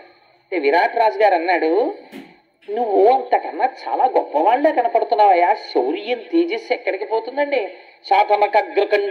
శాతనఖగ్రఖండిత లసన్మజ కుంజర కుంభముక్త ముక్తాతత శైల అంటారు తిక్కన గారు. అటువంటి మహాపరాక్రమవంతుడైనటువంటి అర్జునుడు పేడివాడిగా నాట్యం నేర్పుకోవడమా? నిన్ను చూస్తే నాకు అలా కనపట్టలేదో, నువ్వు చాలా ఉత్కృష్టమైన తేజస్సుతో ఉన్నావు, అందుకని ఉండు, నీకు తాంబూలం ఇస్తాను అన్నాడు. అని తనని పిలిచి, అమ్మా, ఈ మహానుభావుడికి తాంబూలం ఇచ్చి నమస్కరించు అన్నాడు. ఎందుకో తెలుసా అండి తాంబూలం ఇవ్వడం? నీ ఎందు ఏదో నేను అర్థం చేసుకోలేని గొప్ప తేజస్సు ఉంది. ఆ తేజస్సును నేను నిర్వచనము చేయలేకపోవచ్చు, కానీ నువ్వు తేజోమూర్తి, ఇటువంటి వాడివి నా ఇంటికి వచ్చావు, నువ్వు రావడం చేత నేను ధన్యతని పొందానని నేను అనుకుంటున్నానని నువ్వు చెప్పడం, వారి యొక్క ఉత్కృష్టతని అంగీకరించడం, వారికి తాంబూలం ఇచ్చి పంపడం. అందుకే పూర్వం ఒక నియమం ఉండేది, ఇంట్లో ఎప్పుడు తాంబూలాలు ఉంచుకునేవారు, తమలపాకులు పళ్ళు ఉంచుకునేవారు. ఉంచుకుని ఆ పళ్ళు నువ్వు తినేగా మిగిలిన పళ్ళు అవ్వకూడదు, ఆ తలం వేరే ఉంచుకోవాలి. ఎందుకంటే పెద్దలకి నువ్వు తినేసిన పళ్ళల్లో మిగిలిన పళ్ళు ఇస్తే ఉచ్ఛిష్టం అయిపోతుంది. నువ్వు ఓ తలం అలా పెట్టి ఉంచేవారు. ఏమో నీకు తెలిసిరాడు ఊరక రారు మహాత్ములు వారధముల ఇండ్ల కడకువచ్చుటలెల్లం కారణము మంగళములకు నీవొచ్చుట శుభము మాకు నిజము మహాత్మ. ఏ రోజున ఏ రూపంలో ఒక మహాభక్తుడు నీ ఇంటికి వస్తాడో తెలియదు. ఆయన నీ ఇంటికొచ్చి పుచ్చుకున్నదే నిన్ను ఉద్ధరించేస్తుంది. నిన్ను ఉద్ధరించడానికి పరమాత్మ పంపిస్తాడు. ఎందుకో తెలుసా అండి? భాగవతంలో దశమస్కంధంలో చెప్పారు ఈ రహస్యాన్ని. గర్గుడు వస్తే ఇంటికి మహానుభావుడు నందుడు ఎదురెళ్ళి చెప్పాడు, ఊరక రారు మహాత్ములు, వాడేం కోరుకుని రాడు, వాడిని ఎందుకు పంపించాలో ఈశ్వరుడికి తెలుసు. ఏ రోజు పంపించాలో కూడా ఈశ్వరుడికి తెలుసు, ఆ రోజు పంపుతాడు. ఊరక రారు మహాత్ములు వారధముల ఇండ్ల కడకు వచ్చుటలెల్లం కారణము మంగళములకు మీరొచ్చుట శుభము మాకు నిజము మహాత్మ అన్నాడు. నేర్పింది మనకి శాస్త్రం. అందుకని విరాట్ రాజు గారు తాంబూలం ఇప్పించాడు. కమలపాకుతో పూజ హనుమకి ఎందుకు చేస్తారో తెలుసండి? మహాధీరుడైన వాడెవరైనా ఉంటే, బ్రహ్మజ్ఞాని మహాభక్తుడైన వాడైతే మీరు తాంబూలం ఇస్తారు. ఆయన మహావీరుడు. హనుమ కన్నా వీరుడు ప్రపంచంలో ఉండడు. ఎందుకని అంటే హనుమకి అసలు ఆయుధం లేదు, ఆయనకి రూపాలు ఉన్నాయి. ఒక్కొక్కసారి దాసాంజనేయుడుగా ఉంటాడు, అప్పుడు పరమభక్తితో ఇలా ఉంటాడు. ఒక్కొక్కసారి ఉగ్రాంజనేయుడుగా ఉంటాడు. మీరు అటువంటి ఫోటోలు ఎప్పుడైనా చూశారో లేదో, చూస్తే భయం వేస్తుంది. అసలు వాళ్ళమునకు తోకతో ఇలా నిప్పు పట్టుకుని నిలబడతారు. అసలు అటువంటి మూర్తిని పెట్టుకోవడం కూడా చాలా కష్టం. ఉగ్రాంజనేయుడుగా ఉంటాడు. ఒక్కొక్కసారి పంచముఖ ఆంజనేయుడుగా ఉంటాడు. అదేమిటంటే ఆంజనేయుడికి అలా శిరస్సులు ఉంటాయా అని మీరు తెల్లబోతారు. అసలు ఇప్పుడు నేను ఆ స్వరూపాల గురించి చెప్తే అదో 9 రోజుల ప్రసంగం, అందుకని నేను వాటి జోలికి వెళ్ళను, కేవలం ప్రస్తావన మాత్రం చేస్తానంతే. అందుకని పంచముఖ ఆంజనేయుడు అని ఉంటారు, అది ఒక స్వరూపం. ఇవన్నీ ఎవరు? బ్రహ్మవిద్ బ్రహ్మైవ భవతి, ఆయన పరబ్రహ్మ స్వరూపమై ఉన్నాడు. అటువంటి స్వరూపమునకు ధీర అని పిలుస్తారు. అటువంటి ధీరుడు కనుక అందుకే సుందరకాండ ప్రారంభం చేస్తే ధీరస్సలిల కల్పేషు విచచార యథాసుఖం అని మొదలుపెట్టారు మహర్షి. మహాధీరుడు, ధీమంతుడు, ధీహి అన్న పదాన్ని ప్రయోగించారంటే గొప్ప బుద్ధిశాలి, బ్రహ్మజ్ఞాని. అటువంటి వాడికి మీరు ఒకటి బాగా జ్ఞాపకం పెట్టుకోండి, చాలా మేధా సంపత్తి ఉన్నవాడు కొన్ని కాలముల యందు పిరికి వాడై ఉంటాడు. ఆయనకి చాలా బలం ఉంటుంది, చాలా మంత్రములు వచ్చు, చాలా విషయాలు తెలుసు, కానీ పిరికివాడు. నాకెందుకు ఎదురు గొడవ అంటాడు. బ్రాహ్మణుడికి పిరికితనం ఉండాలంది శాస్త్రం. ఎందుకో తెలుసా అండి? బ్రాహ్మణ పిరికిరా పంతులు గారి పిరికాడంటాడు. బ్రాహ్మణుడికి పిరికితనం లేదనుకోండి, లోకమంతా కలిసి వచ్చి నిలబడినా సరే ఆయన ముందు మీరు నిలబడలేరు. దిగ్బలం క్షత్రియ బలం బ్రహ్మతేజో బలం బలం అని విశ్వామిత్రుడంతటి వాడు వశిష్ఠుడు అన్నాడు. దిగ్బలం క్షత్రియ బలం, క్షత్రియులు కూడా నిలబడలేరు బ్రహ్మణుడి ముందు. ఎప్పుడు బ్రాహ్మణుడే ఆగ్రహించాడా, ఆయన మంత్రశక్తి ముందు నిలబడలేరు. అందుకే హనుమ ఒక మాట అన్నారు, మాదృశాని విశిష్టాని మహాత్మనాం సుగ్రీవ వశవర్తిన అగమిష్యతి సుగ్రీవ సర్వేషాంబో నిషూదన నేయమస్తి పురీం లంకాం నయూయం నచరావణ యస్మాదిక్ష్వాకు నాదేన బద్ధం వైరం మహాత్మన అన్నారు. ఏమిరా రాక్షసులారా మీరు అహంకరిస్తున్నారు, నా వంటి మహాబలులు సుగ్రీవుడికి వశవర్తులై ఉన్నారు. సుగ్రీవుడు వస్తున్నాడు, సుగ్రీవుడు అడుగు పెట్టాడా, సుగ్రీవుడు అంటే సు అంటే మంచి, గ్రీవం అంటే కంఠము కలిగిన వాడు, వేదమును ఉపాసన చేసిన వాడు, స్వరము తెలిసిన మహాపండితుడు, వేదము యొక్క మంత్రముల చేత ప్రతిపాదింపబడిన పరబ్రహ్మ యొక్క స్వరూపమును గుర్తిరిగినటువంటి మహాపురుషులైనటువంటి వారు, బ్రహ్మజ్ఞానులైనటువంటి వాడు, యోగి పురుషుడైనటువంటి హనుమ ఆత్మదర్శనమైన తరువాత, సీతమ్మ దర్శనమైన తరువాత ఈ మాట అన్నారు, నేయమస్తి పురీం లంకాం నయూయం నచరావణ. ఈ లంక లేదు, మీరు లేరు, ఈ రాక్షసులు లేరు, సర్వనాశనం అయిపోతోంది. ఎందుకవుతోంది? యస్మాద్ ఇక్ష్వాకునాథేన బద్ధం వైరం మహాత్మన. ఇక్ష్వాకునాథుడైనటువంటి ధర్మమూర్తి అయిన రామచంద్రమూర్తితో మీరు వైరం పెట్టుకున్నారు, అందువల్ల మీరు నశించిపోతారని చెప్పారు. ఒక యోగి నోటి వెంట ఆ మాట వచ్చింది, అంతే. లంక లేదు, రావణుడు లేడు, రాక్షసులు లేరు, అందరూ నశించిపోయారు. లంకా దహనం చేసేటప్పుడు ఒక్క విభీషణుడి ఇల్లు హనుమ వదిలిపెట్టారు. ఆ ఒక్క విభీషణుడికే పట్టాభిషేకం. ఆయన మాత్రమే లంకని పరిపాలిస్తాడు. మిగిలిన వాళ్ళందరూ నశించిపోవలసిందే పుత్రమిత్ర కళత్రాదులతో. అందుకని ఆయన బ్రహ్మజ్ఞాని, బ్రహ్మము, మహావీరుడు. ఏకకాలమునందు బలము ఉంటుంది, కానీ ఎవరి జోలికి ఆయన వెళ్ళరు. మీరు అందుకే చూడండి, ఎప్పుడో నేను చేస్తానని ముందుకి హనుమ రారు. నియంత్రణలో ఉంటుంది బలం, నిగ్రహంలో ఉంటుంది. జాంబవంతుడికే తెలిసి రహస్యం రామాయణంలో. ఆయన వస్తాడు, వచ్చి ఒక్కసారి చెప్తాడంతే, మహానుభావ హనుమ, నువ్వు రక్షించకపోతే ఎవరు రక్షిస్తారయ్యా? ఈ మాట అనాలి. అందుకే అమ్మవారు కూడా, సీతమ్మ తల్లి కూడా, తమస్మిన్ కార్య నిర్యోగే ప్రమాణం హరిసత్తమ హనుమాన్ యత్నమాస్తాయ దుఃఖక్షయకరో భవ. తమస్మిన్ కార్య నిర్యోగే అని 1కి 10 మాటలు. తమస్మిన్ కార్య నిర్యోగే, హనుమా నీ వల్లే ఈ పని అవ్వాలి, నీ వల్లే ఈ పని అవ్వాలి, నువ్వు అందుకు సమర్థుడవు, నువ్వు రక్షించాలి అంటారు. అనగానే ఆయన బలమైన తెలుసుకుంటారు. అంతే, ఒక్కసారి పెరిగిపోతారు. ఇంకా ఎంతమంది అవనివ్వండి, ఆయనకు ఆయుధాలు అక్కర్లేదు. అంతే, శిలాభిస్తు ప్రహరత పాదపైశ్చ సహస్రశ అర్ధయిత్వా పురీం లంకాం అభివర్జ్య చ మైథిలీం సమృద్ధార్థో గమిష్యామి విశతాం సర్వరక్షసాం అని బయలుదేరి రాక్షస సంహారం చేస్తారు, బ్రహ్మజ్ఞానోపదేశం చేస్తారు. కేవలము ఏదో తన యొక్క శక్తి చేత రక్షించడము మాత్రమే కాదు. మీరు జ్ఞాపకం పెట్టుకోండి, హనుమ దగ్గర ఒక గొప్పతనం ఉన్నది. అందుకే ఆకు పూజ చేస్తారు. నువ్వెవరాయనికి ఆకు పూజ చేయడానికి? అందుకే వాక్యమును సరిదిద్దుకోవాలి. ఈనాడు హనుమ నా చేత ఆకు పూజ స్వీకరించి నన్ను ధన్యుణ్ణి చేశారనాలి. ఫలానా వారికి ఇవాళ నేను తాంబూలం ఇచ్చాననకూడదు. వారికి తాంబూలం ఇచ్చుకునే అదృష్టాన్ని వారు నాకు ఇచ్చారనాలి. వారు పుచ్చుకోకపోతే నీ బ్రతుకు ఏమవుతుంది? నువ్వు ఇవ్వలేవు కదా. వారు పుచ్చుకున్నారు, వారు పుచ్చుకోవడం నీ జన్మకు అదృష్టం. అయ్యా ఇవాళ నైమిత్తిక తిథి మేము స్వీకరించామన్నారు అనుకోండి, వారు నువ్వేమిస్తావు? నువ్వు ఇవ్వలేవు. వారు అనుగ్రహం ప్రసరించిందనుకో, నిన్ను ధరించాలని వారు అనుకున్నారనుకో, నువ్వు ఇచ్చిన తాంబూలం వారు స్వీకరించవచ్చు. స్వీకరించి ఇవాళ వారు ఆశీర్వచనం చేశారనుకో, అది నీ యందు నిలబడిపోతుంది. అందుచేత హనుమ కేవలము శరీర బలంతో రక్షించడమే అని మీరు అనుకుంటున్నారేమో.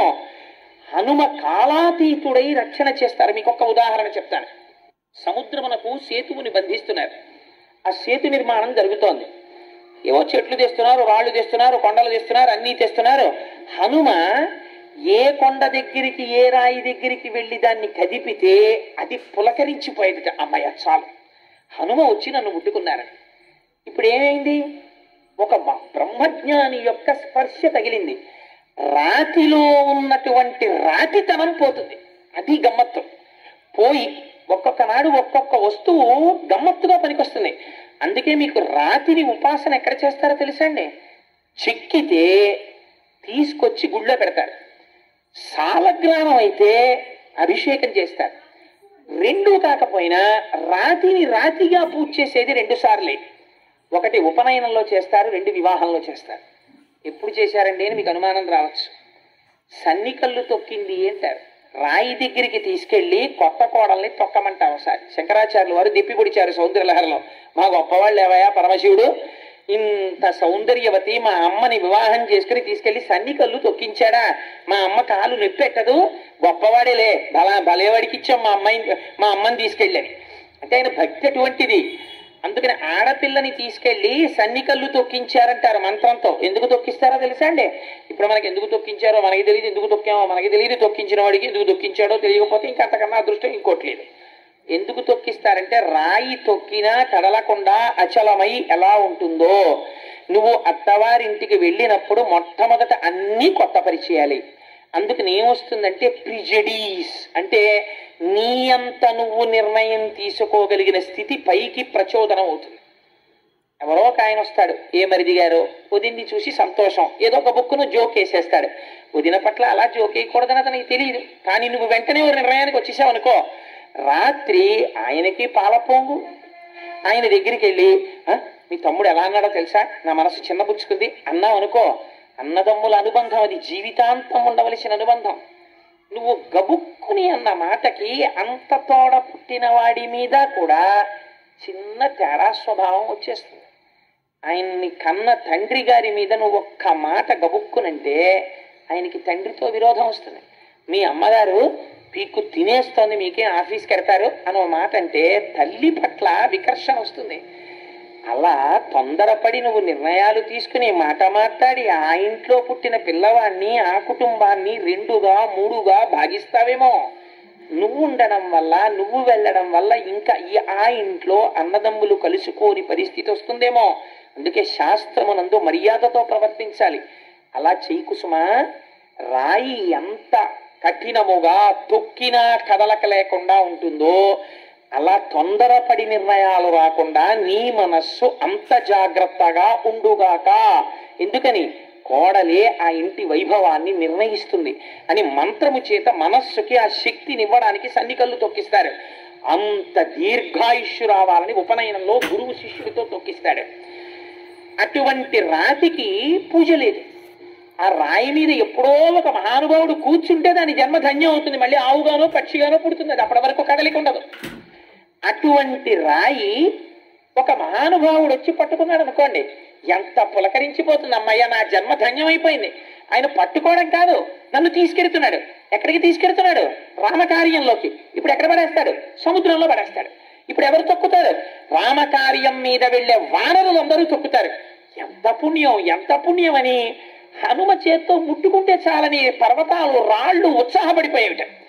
ఒక పర్వతాన్ని హనుమ కదిలించారు, ఎత్తి పట్టుకున్నారు, సగం దూరం తీసుకొచ్చారు. దాన్ని తీసుకురాకని రాముడు చెప్పినట్టు అయింది. అక్కడ పెట్టేసి వెళ్ళిపోయారు. వెళ్ళిపోతుంటే ఆ పర్వతం ఏడ్చింది, కదలలేదు. హనుమ హనుమ అని పిలిచి ఏడ్చింది. ఏమి ఏడుస్తున్నావు అన్నారు స్వామి. అంటే అన్ని పర్వతాలు తీసుకెళ్లి సముద్రంలో పడేసావు, రామకార్యంలో వినియోగం అయ్యాయి. నేను ఎంత అల్పుడనో, ఎంత పాపభూయిష్టమైన శరీరమో. నిజంగా వాళ్ళు ఎవరో నేను రామాయణం చెప్పే రోజుల్లో పాట పాడుతుండేవారు. నాకు చాలా గమ్మత్తుగా ఉండేది.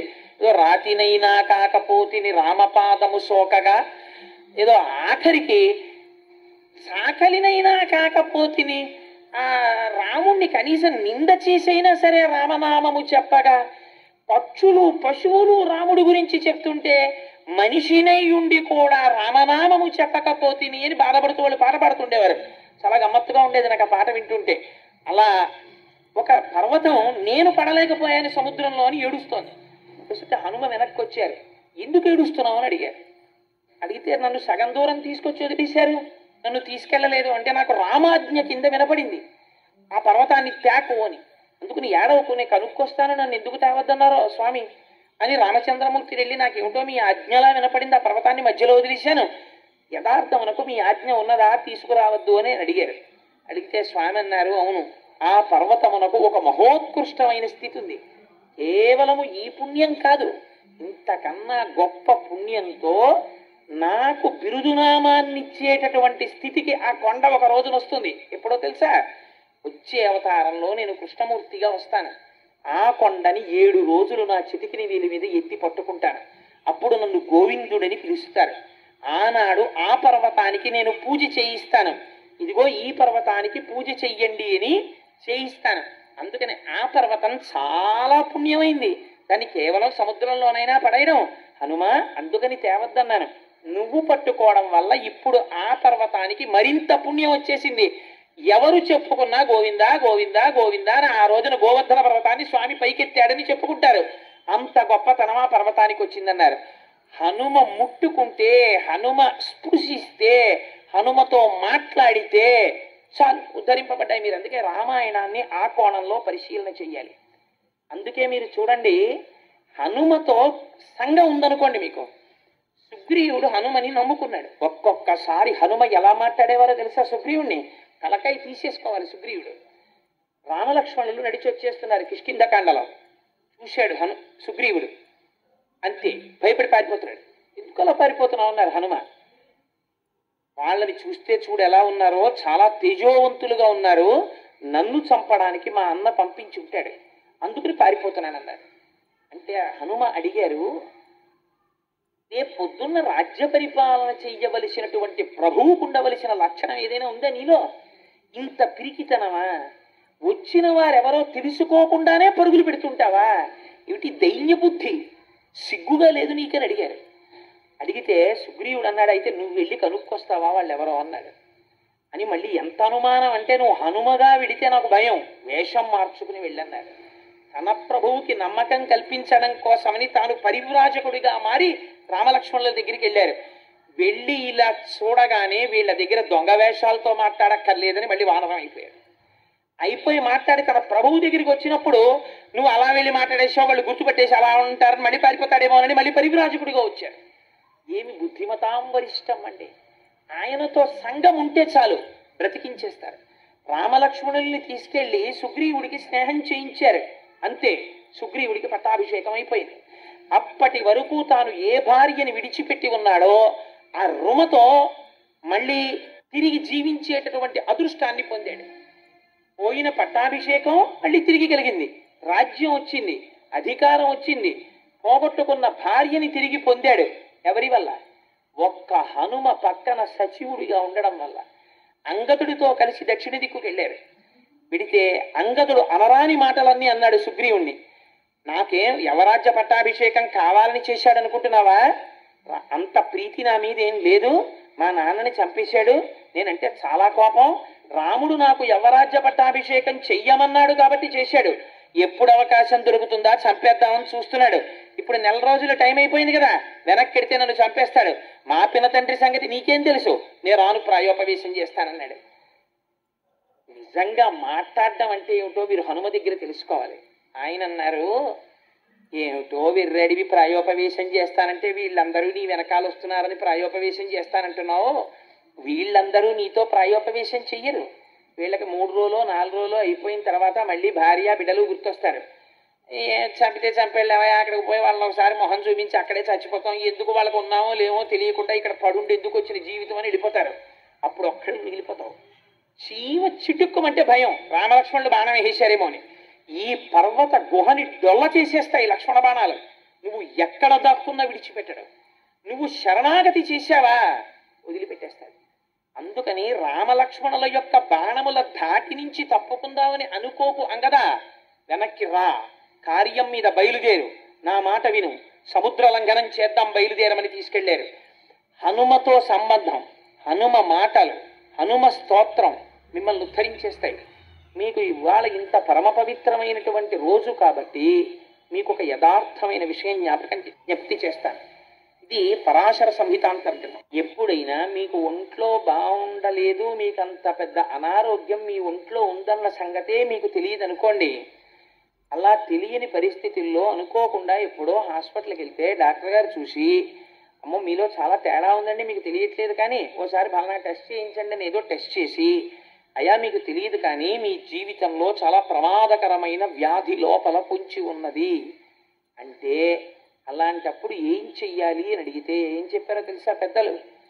అలాంటి వాళ్ళు మండలం రోజులు దీక్షగా హనుమ చుట్టూ వక్కలతో కాని పువ్వులతో కాని ప్రదక్షిణం చేసి, ఆ ప్రదక్షిణం చేసేటప్పుడు ఒక ప్రత్యేకమైనటువంటి మంత్రం ఉంది. ఆంజనేయం మహావీరం అని స్వామిని పిలవాలి. ప్రతి ప్రదక్షిణానికి కూడా ధ్వజస్తంభం దగ్గరకు కానీ రాజద్వారం దగ్గరికి కానీ వచ్చేటప్పటికి ఆగి స్వామి వైపుకి తిరిగి ఒక్కసారి స్వామిని ఆనామంతో పిలవాలి. ఆంజనేయం మహావీరం బ్రహ్మ విష్ణు శివాత్మకం. బ్రహ్మ, విష్ణు, శివుడు మూడు మూర్తులుగా కనపడేటటువంటి ముగ్గురి యొక్క తేజస్సు ఒక్కటిగా కలిగినటువంటి పరబ్రహ్మస్వరూప బ్రహ్మ విష్ణు శివాత్మకం బాలార్క ప్రభం శాంతం. బాలసూర్యుడు ఎలా ఉంటాడో అటువంటి కాంతితో వెలిగిపోయేటటువంటి స్వరూపమున్నవాడా, పరమ శాంత స్వరూపమైనటువంటి వాడా, బాలార్క ప్రభం శాంతం రామదూతం నమామ్యహం. ఓ రామదూత నమస్కరించుతున్నాను అని ధ్వజస్తంభం దగ్గర కాని రాజద్వారం దగ్గర కాని నిలబడి నమస్కరిస్తూ 108 మాటలు తిరిగితే మండలం రోజులు ఎటువంటి అనారోగ్యమునకైనా సరే ఏదో ఒక మార్గము దొరికి వాడి ఆయుర్దాయము పొడిగింపబడుతుంది. అంత గొప్ప స్వరూపము హనుమ యొక్క స్వరూపమని పెద్దలు మనకి అటువంటి విధానమును ఏర్పాటు చేసి ఉన్నారు. నాకు సభాముఖంగా కొన్ని విషయాలు చెప్పడానికి నేను భయం కొద్దీ, అంటే ఎవరు ఎటువంటి ఉపాసనలు చేస్తారో తొందరపడి అని నేను చెప్పను. కానీ అసలు ఇప్పటి వరకు అటువంటి ఆ స్తోత్రమును వ్రాసినటువంటి కర్త ఎవరో తెలియదు. నేను ఈ మధ్య రామాయణం చెప్తున్నప్పుడు నాకు అత్యంత ఆత్మీయుడైనటువంటి వ్యక్తి భార్యకి ఉపద్రవం వచ్చింది. వస్తే నేను సుందరకాండ చెప్పేటప్పుడు ఆ నేను ఎప్పుడు నాకు వ్యక్తిగతంగా కష్టం వచ్చినప్పుడు కూడా నేను స్వామిని అటువంటి స్తోత్రాలతో అడగలేదు. ఆ కష్టాన్ని తట్టుకునేటటువంటి శక్తిని నాకు ఇమ్మని అడిగేవాడిని అంతే. నేను ఎప్పుడు నాకు ట్రాన్స్ఫర్ అయ్యి రోజుకి నేను 200 కిలోమీటర్లు తిరిగిన రోజున సుందరకాండ చెప్పినప్పుడు కూడా నీ వల్ల నేను ట్రాన్స్ఫర్ అవ్వాలి మళ్ళీ అని నేను అడగల. నేను ఇలా తిరగడమే భగవత్ శాసనం అయితే, నా పాపం ఏదైనా ఉంటే దాన్ని తట్టుకునేటటువంటి శక్తి నాకు కలుగుగాక అని అడిగాను. కానీ నా మిత్రుని యందు నాకున్నటువంటి అపారమైన ప్రేమరీక్ష ఆ ఒక్కరోజునే నేను అడిగాను నా జీవితంలో. కానీ నేను ఒక శుభవార్త విన్నాను, అతని భార్యకంత ఉపద్రవం లేదు అని. ఆనాడు నేను గుప్తంగా స్వామికి నమస్కరించా. స్వామి, నువ్వు పలికావు, ఆవిడ్ని రక్షించావు, అతను అలా నవ్వుతూ తిరగాలి చాలు మాట. అందుచేత నేను ఎందుకు ఈ విషయం ప్రస్తావన చేస్తున్నానంటే, స్వామి హనుమ యొక్క స్వరూపం అంటే సాధారణమైన స్వరూపం కాదు. మీరు ప్రదక్షిణం చేసి నమస్కరించినంత మాత్రం చేత అనారోగ్యములు చక్కదిద్దగలిగిన వాడు. అందుకే హనుమ గురించి పెద్దలు ఒక మాట చెప్తారు. అసలు హనుమత్ వైభవం చెప్పమన్నారు కానీ నేను అసలు ఏమీ ప్రారంభం చేయలేదు. ఇవాళ హనుమ జయంతి, ప్రదక్షిణం, పూజ దాని గురించే ఉండిపోయాను ఇవాళ. అందుచేత బుద్ధిర్యశో బలం ధైర్యం నిర్భయస్తు మరోగత అజాడ్యం వటుత్వంచ హనుమత్ సేవితం భవేత్. ఇవాళ అందుకే ఎలా ఉంది, బహుశా హనుమ ఇది హనుమ వైభవం కాదండి, హనుమ వైభవమే. రామాయణాంతర్గతమైనటువంటి హనుమద్ వైభవాన్ని రేపటి రోజున ప్రస్తావన చేస్తాను. ఇవాళ ఉపాసనా స్వరూపమైనటువంటి హనుమ వైభవం గురించి నేను మాట్లాడుతున్నాను. మీకు ఆశ్చర్యం ఏమిటో తెలుసా అండి, శ్రీశైలంలో కొన్ని రకాల బీరపాదుల మీద హనుమకెదురు నిలిచిన హనుమతో వస్తాయి. అలాగే తెల్ల జిల్లేడు చెట్లు కొన్ని సంవత్సరాలు బతికితే వాటి మొదలుకి హనుమకి ఎదురు నిలిచిన హనుమ వస్తారు. ఒక మహానుభావుడు ఎవరో కూడా నాకు తెలియదు. నేను ఈ మధ్య రామాయణం పూర్తి చేసినప్పుడు, రామాయణం పూర్తి చేసినటువంటి రోజున ఎప్పుడో తప్ప అసలు అలా శ్రీశైలం అరణ్యాల్లో కొండల మీద పెరిగినటువంటి బీర ఆకు మీద మాత్రమే అలా వస్తారు హనుమ. అటువంటి ఆకు ఎక్కడ సేకరించాడో ఆయన అట్ట మీద పెట్టి ఫోటో కట్టించి దాని వైభవంతో కూడా రాసి నాకు తెచ్చి బహూకరించి వెళ్ళిపోయాడు. ఆయన ఎవరో ఇప్పటికి తెలియదు, నాకు ఇప్పటికి తెలియదు. ఇప్పటికీ మా ఇంట్లో ఫోటో ఉంది, ఆకు ఉంది. ఇప్పుడు నన్ను అడగండి, ఎందుకంటే మా ఇల్లు ఇప్పుడు ప్రస్తుతం అన్నీ పెట్టుకోవడానికి అవకాశం ఉన్న ఇల్లు కాదు. ఇంకొక 6-7 నెలల్లో అలా పెట్టుకోవడానికి వాటిని చూసి తరించేటట్టుగా ఏర్పాటు ఉన్న ఇల్లు ఒకటి కట్టుకుంటున్నాను. ఓ ఫ్లాట్ ఒకటి కొనుక్కుంటున్నాను. దానికి మా దొరగారు అవి పెట్టుకోవడం కోసం ఎంత అహర్నిశలు శ్రమిస్తున్నారంటే, ఆయన వాళ్ళ పిల్లల గురించి కూడా ఆలోచిస్తున్నారో లేదో, ఆయన గురించి ఆలోచిస్తున్నారో లేదో కానీ కోటేశ్వరరావు గారి ఇంట్లో ఆయన రోజు లేవగానే చూడాలని కోరుకున్నవి పెట్టుకోవడానికి వీలుగా కబోర్డ్స్ ఎలా ఉండాలన్న దాని మీద అధ్యయనమే ప్రస్తుతం ఆయన పని. అంత కష్టపడుతున్నారు మహానుభావుడు. అలా పెట్టిన నాడు మీరు ఎప్పుడైనా మా ఇంటికి వచ్చినప్పుడు మీరు ఆ హనుమ యొక్క స్వరూపాన్ని దర్శనం చేతురు గాని. హనుమ ఇప్పటికీ అలా కొన్ని పాదుల మీద కొన్ని చెట్ల మీద వస్తారు, వాటిని తెచ్చి ఉపాసన చేస్తారు. స్వామి అలా ఉంటే స్వామి సర్వకాలముల యందు కాపాడతారు. సరే, నేను ఇంతకీ ఎందుకు చెప్పానంటే ఈ మాట, బుద్ధిర్యశో బలం ధైర్యం. ప్రతిరోజు ఒక్కసారి పిల్లలు కాని పెద్దలు కాని హనుమ యొక్క మూర్తి ముందు నిలబడి, హనుమ యొక్క మూర్తి లేని ఇల్లు ఉంటుందని నేను అనుకోవట్లేదు, నిలబడి ఒక్కసారి స్వామి అని ఇలా నమస్కారం చేశారనుకోండి, ప్రయాణానికి వెళ్లే ముందు హనుమ యొక్క నామాలు కొన్ని ఉన్నాయి. ఆ నామములను మీరు ఒక్కసారి చదివి బయలుదేరారనుకోండి, ప్రయాణ కాలంలో వెడుతున్నప్పుడు మీకు ఏదైనా ప్రమాదము జరగవలసి ఉన్నది అనుకోండి, గ్రహరీత్యా, అప్పుడు యాక్సిడెంట్ అంటారు, ప్రమాదం జరిగి నెత్తురు చిందవలసినటువంటి రోజు గ్రహస్థితిలో వచ్చిందనుకోండి, అప్పుడు మీరు హనుమానం జనాసూను వాయుపుత్రో మహాబల రామేష్ట ఫల్గుణస్సక పింగాక్షో అభిత విక్రమ బుధదిక్రమణశ్చైవ అని ఆ నామాలుంటాయి. ఆ నామాల్ని మీరు ఒక్కసారి చదువుకునే ఎన్నో ఉండవు. ద్వాదశైతాని నామాని కపీంద్రస్య మహాత్మన 12 నామాలు. 12 నామాలు చదివి మీరు వెళ్ళారనుకోండి, ఆ రోజు మీకు ఏ చెయ్యి తెగిపోవడమో, కాలు తెగిపోవడమో, తల పగిలిపోవడమో అయిపోయి నెత్తురు వరదలై కింద పడిపోయి స్పృహలేని స్థితిలో ప్రాణాపాయమునకు వెళ్ళవలసిన వాణ్ణి స్వామి ఏం చేస్తారో తెలుసా అండి? మీరు బస్సు ఎక్కుతూ ఉండగా పైకి లేచిన ఏ రేకో కాలుకు తగిలి ఒక్క నెత్తురు బొట్టు కారి వదిలిపెట్టేస్తారు. జరగదా? జరుగుతుంది. ఎలా? వరద కింద వెళ్ళిపోవలసిన నెత్తురు ఒక్క బొట్టుతో కింద పడి వదిలిపెట్టేస్తుంది. అంత శక్తి స్వరూపం స్వామి, మహానుభావుడు, పిలిస్తే పలికేటటువంటి స్వరూపం హనుమ. అందుచేతనే బుద్ధిర్యశో బలం ధైర్యం. ప్రతిరోజు పిల్లలు హనుమకి నమస్కారం చేశారనుకోండి, బుద్ధి విశేషమైన ప్రచోదనాన్ని పొందుతుంది. యశో అపారమైనటువంటి కీర్తిని పొందుతాడు. బలం శరీరాంతర్గతమైనటువంటి బలం ఉంటుంది. ధైర్యం, బలముండి పిరిగితనముండి ప్రయోజనమేమి? ధైర్యం ఉండాలి. ఆ ధైర్యం వస్తుంది.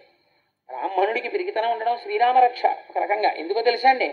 వాడికి కానీ తెంపరితనం వచ్చేసింది అనుకోండి, బ్రాహ్మణుడికి చాలా ప్రమాదం వచ్చి. అందుకే పురాణాల్లో పాడైపోయిన వాడి గురించి ఉదాహరణ చెప్పవలసి వస్తే బ్రాహ్మణే చెప్తారు. గుణనిధి మొదలైన వాడు, వాడి ఎక్స్ట్రీమ్స్, వాడు ఉద్ధరించిన వాడే పతనమైపోయిన వాడే. 2 వైపులా. పట్టకూడని వాడు బాణం పట్టాడు అనుకోండి, ద్రోణాచార్యుల వారు ధనస్సు పట్టారనుకోండి, దారుణంగా చంపేశాడు. అందుకే కృష్ణుడు పాపం లేదురా అశ్వత్థామహత కుంజరహ అని ధర్మరాజా నువ్వు చెప్పన్నాడు. ఎందుకు? నువ్వు గురువువి, బ్రాహ్మణుడివి, ఉపదేశం వరకే. నువ్వు ఆయుధం పట్టడం ఏమిటి? నువ్వు ఆయుధం పట్టుకుని వచ్చి మంత్రాలు చదివి ధనుర్వేదంలోవి బాణప్రయోగం చేస్తావా? శిష్యుల్ని చంపేస్తావా? ఒక బ్రాహ్మణుడు చెయ్యకూడని పని చేశావు. అందుకని నీకింత దారుణమైన శిక్ష వెయ్యొచ్చు. అందుకని నీ కొడుకు చచ్చిపోయాడని చెప్పేటప్పటికీ నీలో బ్రాహ్మణ్యం పైకొచ్చింది. అయ్యో కొడుకు చచ్చిపోయాడా అని ధనస్సు వదిలేశావు. బ్రాహ్మణుడికి లోకమంతా తన సంతానమే. తన బిడ్డల్ని చూసినట్టు లోకాన్ని చూడాలి బ్రాహ్మణుడు. అలాంటిది నువ్వు ధనస్సు పడతావా? అందుకని ధర్మరాజా నువ్వు ఈ మాట చెప్పచ్చని చెప్పి చంపించారు కృష్ణ పరమాత్మ. అధర్మం కాదు, అధర్మము ద్రోణుని యందుంది. అందుకే బ్రాహ్మణుడికి సహజంగా పంతులు గారికి పిరిగితనం అని అంటారు. పంతులు గారు పిరికాడు కాకపోతే లోకానికి ఉపద్రవం వచ్చేస్తుంది. అందుకే పంతులు గారు పిరికితనంగా ఉండడం నీకు అదృష్టం. ఆయన ఏం ప్రయోగాలు చేయడు, ఆయన ఏం మంత్రశాస్త్రాన్ని తన రక్షణకు ఉపయోగించుకోడు, లోకమును రక్షించడానికి ఉపయోగిస్తాడు. అందుచేత ఎందుకు ఈ మాట చెప్పానంటే, బలం అంటే శరీరమునకు బలము ఈశ్వరార్చనకు కావాలి. అందుకని ఆ బలం ఇస్తాడు. బుద్ధిర్యశో బలం ధైర్యం, ధైర్యాన్ని ఇస్తాడు ఆయన. బుద్ధిర్యశో బలం ధైర్యం నిర్భయత్వమరోగత. అదేమిటండి, ధైర్యానికి నిర్భయత్వానికి తేడా ఉంటుందా అని మీకు అనుమానం రావచ్చు. ధైర్యము అన్న మాటకు అర్థం ఏమిటో తెలుసా అండి? ధైర్యం అంటే ఏదో ఏమన్నా అక్కడ 2 కార్లు గుద్దేసుకున్నాయంటే అమ్మో నాకు చాలా భయం అండి నేను చూడండి అంటే చూడగలిగేటట్టు చేసేయడం ధైర్యం అని కాదు దాని అర్థం. ధైర్యము అంటే కష్టము వచ్చినప్పుడు కూడా భగవంతుని యొక్క పాదములు విడిచిపెట్టకుండా గొప్ప పూనికతో ఈశ్వరుడి పాదములే పట్టి ఈ కష్టము నా కర్మ ఫలితముగా వచ్చే ఇంత చిన్న ఫలితముతో సరిపెట్టి నన్ను కృతకృత్యుణ్ణి చేసి రక్షించిన భగవంతుని పాదములు విడిచిపెట్టనన్న పూనిక నీయందు నిలబెట్టిన ఈశ్వర ప్రచోదనమునకు ధైర్యమని పేరు. నిర్భయత్వం, ప్రతిదానికి భయపడిపోవడం, మానసిక రుగ్మత అది పోగొట్టడం నిర్భయత్వం. అరోగత, ఎప్పుడు రోగం. రోగం రెండు రకాలు. ఉన్న రోగం ఒకటి, లేని రోగం ఆపాదించుకోవడం ఒకటి. ఎందుకని ఒక్కొక్కడు ఉంటాడు, మీరు చూడండి, ఇనప ముక్కలా ఉంటాడు, కానీ నాకండి ఏమిటో అంటాడు. డాక్టర్ కూడా చెప్తాడు నీకేం లేదురా మహాప్రభో అంటాడు. వీడు మాత్రం తిరుగుతూనే ఉంటాడు. నేను చాలా మందిని చూశాను జీవితంలో, కొంతమంది స్నేహితుల్ని చూశాను. ఏమంటే అలా ఉన్నానంటే డాక్టర్ గారి దగ్గరికి వెళ్ళానండి. ఏ డాక్టర్ గారి దగ్గరికి? లోపలికి వెడితే 200, బయటకు వస్తే 200. డాక్టర్ గారి దగ్గరికి వెళ్ళానండి. ఆయన చూపించుకున్నాను, 1000 రూపాయలు టెస్టులు రాశారు, అన్నీ రాసి పిడరాయల్లో ఉన్నావు, నీకేం జబ్బు ఏం లేదురా, నువ్వు ఇవాళ నుంచి భోజనం అనేసి ఇనపగుళ్ళు తిని జీర్ణమైపోతుంది అన్నాడండి. మరి ఏమి ఉత్సాహంగా ఉండాలి, అదే తెలియట్లేదు మాస్టారు, ఇక్కడ ఏదో చురుక్కుమంటుంది, ఏం లేదంటాడు. ఏంటంటాడు? వాడికి ఏం లేదు, వాడికి చురుకు, వాడి మానసిక బాధ. ఇది పోగొట్టడం అరోగత. నిర్భయత్వం, అరోగత. అజాడ్యం, జాడ్యం లేకుండా చేయడం, అది అంతకన్నా ప్రమాదం. అంటువ్యాధి. అంటువ్యాధి రెండు రకాలు. ఒకటి తనంత తానుగా వచ్చిన అంటువ్యాధి, రెండోది ఇంకోడికి అలా చేసేస్తాడు వాడు. ఒక్కొక్కడు ఉంటాడు, వాడి సాన్నిహిత్యంలోకి, వాడి స్నేహంలోకి మీరు వెళ్ళారనుకోండి, మిమ్మల్ని పిరికివాడిని చేసేస్తాడు, మిమ్మల్ని నాస్తికుణ్ణి చేస్తాడు, మిమ్మల్ని పనికిమాలిన వాడిని చేస్తాడు. ఎందుకని? వాడి ప్రసంగం యొక్క ధాట్ ఎటువంటిది, వాడు మిమ్మల్ని ఉద్ధరించాడు, పతనము వైపుకి తీసుకెళ్ళిపోతాడు. ఇలాంటి దిక్కుమాలిన ఆలోచన మనస్సు ఎందు లేకుండా చేయడం అజాడ్యం. వాక్పటుత్వం చ. వాక్పటుత్వం అంటే సభలోకి వెళ్ళి గంటల గంటలు మాట్లాడడం కాదు. ఆ మాట, ఆయన నోటి వెంట వచ్చిన మాట విన్న వాళ్ళ యొక్క జీవితములు చక్కదిద్దేటట్టుగా, వారికి ఉన్నటువంటి లోపములను దిద్ది వారిని మంచి మార్గము వైపుకి నడిపించేటటువంటి శక్తి వాక్కునకు ఆవాహన అయి వాక్కును అగ్నిగా మార్చి అజ్ఞాన దాహకత్వము చేయగలిగినటువంటి జ్ఞానము వాక్కునందు ప్రచోదనము చేయగలిగినటువంటి శక్తి ఈశ్వరానుగ్రహముగా ఒకటి వాయువునందు నిక్షేపింపబడి వాక్కుగా మారితే వాక్పటుత్వం చ. హనుమత్ సేవితం లభేత్. ఎవరు హనుమ యొక్క పాదములు పట్టి సేవిస్తున్నారో వారికి లభిస్తాయి. ఇంకింతకన్నా ఏం కావాలండి జీవితంలో? మాకు ఇవన్నీ కావాలండి అంటే హాయిగా ఏ వస్తువైనా 10 రూపాయలే నట్టముక్క మీద కనపడింది అనుకోండి, వీడికి అవసరం ఉన్నా లేకపోయినా లోపలికి వెళ్తాడు. ఎందుకని? ఏ వస్తువైనా 10 రూపాయలే. ఏమో 12 రూపాయలు ఉందేమో, 12 రూపాయలది 10 రూపాయలు కొనుక్కుంటే వాడి జీవితమే ఉద్ధరింపబడిపోయినట్టు సంతోషిస్తాడు. ఇంతకేది పుట్టుకు నిరిపోతుంది. 10 రూపాయలదే కొనుక్కుంటే నా జనం ఎంత బాగుందో అనుకుంటాడు. ఋషులు నీకు అభయం ఇచ్చారు, ఇవన్నీ నీకుంటాయిరా, నువ్వేం చేయక్కర్లేదు. స్వామి ఉన్నారన్న పూనికతో ఒక్క నమస్కారము చెయ్యి. ఆ పూనిక ప్రధానం. తులసీదాస్ గారు తెల్లవారుజామున చంద్రభాగా నదిలో స్నానం చేద్దామని చీకట్లో ప్రార్థన చేసుకుంటూ భజన పాడుకుంటూ వెళ్ళిపోతున్నారు. వెళ్ళిపోతుంటే పాపం 2 కళ్ళు లేనటువంటి అంధుడు ఒక ఆయన ఇంట్లో ఉండేవాడు.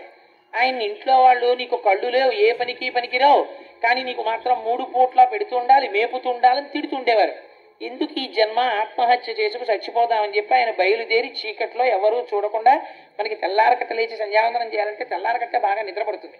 4 గంటల నుంచే బాగా నిద్రపడుతుంది చాలా మందికి. చూడండి, 3 వరకు నిద్రపడుతుందండి, 3కి నిద్రపడుతుంది, పాలవాడు వచ్చేస్తామని బాధపడతాడు వాడు. ఎందుకంటే మరి పాలవాడి రూపంలో వచ్చి వీడిని లేపాడు అనుకోడు. అప్పుడు పడుకుంటేనే బాగా నిద్రపడుతుంది వాడికి. సో నేను ఎందుకు చెప్పానంటే ఈ మాట, ఇంతకీ తెల్లవారుజామున చంద్రభాగా నది ఒడ్డున పాపం తిరుగుతూ స్నానం చేద్దామనుకున్నటువంటి ఆ తులసీదాస్ గారు అనుకోకుండా ఆత్మహత్య చేసుకుందామని చెప్పి వచ్చిస్తున్నటువంటి వ్యక్తిని గుద్దేశారు. ఆయన పడిపోయాడు. పడిపోతే తులసీదాస్ గారు చూసి ఆయన్ని పైకి లేపి అన్నారు, నాయనా నేనంటే ఏదో భజన స్తోత్రం పాడుకుంటూ చూడలేదు, నువ్వైనా చూడలేదా నాయనా, చూడవయ్యా అన్నారు. అనేటప్పటికీ ఆయన కళ్ళు వచ్చేసాయి. మహానుభావ మీరు చూడండి అనేటప్పటికీ కళ్ళు వచ్చి ఆయన పాదాల మీద పడి నమస్కారం చేశారు. నదిని దాటి రాత్రులందు శత్రువులు వస్తారేమో అని పహరా కాస్తున్నారు సైన్యం. వాళ్ళు చూశారు. చూసి గబగబా వెళ్ళి పాదుషాకి చెప్పారు, ఏమి అద్భుతం, తెల్లవారుజామున తులసీదాసు గారు చంద్రభాగా నది ఒడ్డును తిరుగుతూ అక్కడ కనపడినటువంటి ఒక అంధుడిని గుద్దేసి చూడమంటే కళ్ళు వచ్చాయన్నారు. వెంటనే పాదుషా అన్నాడు, తులసీదాస్ గారిని సభకి తీసుకురండి అన్నాడు. తీసుకొచ్చారు. తీసుకొస్తే తులసీదాస్ నువ్వేవో కొన్ని గారడీలు చేస్తావుట కదా, చెయ్యి అన్నాడు.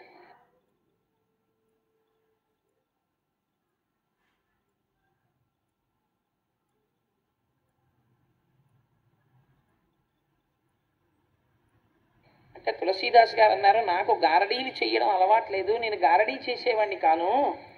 అంటే ఆయన అన్నాడు, నువ్వు తెల్లవారకట్ట ఎవరో కళ్ళు లేని వాడిని చూడు అంటే కళ్ళు వచ్చేయట కదా, అలాంటివి కొన్ని ప్రదర్శించి ఇప్పుడు అన్నాడు. నేను ప్రదర్శించడం ఏమిటి? అనుకోకుండా నా నోటి వెంట వచ్చినటువంటి మాట అబద్ధం కాకూడదని సత్యం చేసిన వాడు భగవానుడు. కన్నులు నేనివ్వలేదు, ఈశ్వరుడు ఇచ్చాడు. ఎందుకు ఇచ్చాడు? వీడు చూడు అన్నాక కూడా వాడు చూడలేకపోతే వీడు అన్న మాట వ్యర్థమైపోతుందని నా మాట నిజం చెయ్యడానికి ఈశ్వరుడు అనుగ్రహించాడు. అది మరిచిపోయి నన్ను గారడీ చేయమంటాయేంటి? అలా చేసేవాడిని నేను కాను. అలా నేను ఏదో వేళంబరానికి అవి ఇవి చెయ్యను. అది ఆనాడు నా నోటి వెంట అప్రయత్నంగా వచ్చింది. ఆయనకి కళ్ళు లేవన్న విషయం కూడా నాకు తెలియకుండా వచ్చింది. కానీ వీడి నోటి వెంట వచ్చిన మాట అబద్ధం కాకూడదని స్వామి చేశాడు. అంతేగాని అస్తమానం నేను అలా చేస్తానే, అది తప్పు, నేను చేయనన్నాడు. నేను చెప్పినా చెయ్యవా అన్నాడు. నువ్వు రాముడి కన్నా గొప్ప, నేను చేయనన్నాడు. అంటే నేను చెప్పినా వినటం లేదు కనుక కొరడాలతో కొట్టండి అన్నాడు. అహంకారం అనేటప్పటికీ చుట్టూ ఉన్నటువంటి ఆ సైన్యం వచ్చారు, కొరడాలు పట్టుకుని తులసీదాస్ గారిని కొట్టడం కోసమని కొరడాలు పైకెత్తారు. అప్పుడు తులసీదాస్ గారు హనుమాన్ చాలీసా చేశారు. మహానుభావుడు, స్వామి హనుమ మీరున్నారు, నన్ను రక్షించి తీరుతారని మనస్సులో హనుమని ఉపాసన చేస్తూ తులసీదాస్ గారు చాలీసా చేశారు. చాలీసా చెయ్యగానే పరమ సత్యం ఏమిటో తెలుసా అండి? పాదుషా కోట నిండా ఎక్కడ చూసినా కోటలే, గోడల మీద కోతులు, గవాక్షంలో కోటలు, కిటికీల మీద కోతులు, ఎక్కడ చూసినా కోతులు, పెద్ద పెద్ద బంగారు నేత్రములు మెరిసిపోతూ మహోగ్రంగా నిలబడ్డాయి. ప్రతి సైనికుడి చేతిలో కొరడాని ఆయుధాలని కోతులు పట్టేసుకున్నాయి. ఆఖరికి కొడదామని వచ్చిన వాళ్ళ చేతుల్లో కొరడాలు కూడా లాగేశాయి. ఆయన పరవశించిపోతూ చాలీసా చదివేస్తున్నారు. అప్పుడు పాదుషా మొఘలాయి సామ్రాజ్యంలో డెనాసిటీలో ఎప్పుడూ జరగలేదు. తను కూర్చున్నటువంటి సింహాసనాన్ని విడిచిపెట్టి పారిపోయాడు లోపలికి. పారిపోయి నాకు ఇవాళ తెలిసింది హనుమ యొక్క వైభవం అంటే ఏమిటో, తులసీదాస్ గారికి పట్టుబట్టలు ఇచ్చి విడిచిపెట్టండి, పూజ చేశాడు. ఎక్కడ నుంచి వచ్చాయో కోతులు అలాగే వెళ్ళిపోయాయి. ఆనాటి నుంచి ఈనాటి వరకు మా స్వామి హనుమ యొక్క రక్షకత్వం అంతే. మీరు ఉపాసన చేసి మనసు పెట్టి ఆయన ఉన్నారు అని మీరు ప్రార్థన చెయ్యాలంతే. మిమ్మల్ని రక్షించి తీరుతారు, ఆ విషయంలో మీకు సందేహం లేదు. సత్యం సత్యం పునఃసత్యం. అంతటి మహానుభావుడైన హనుమ ఆయనకి పూజ కోరుకోరు.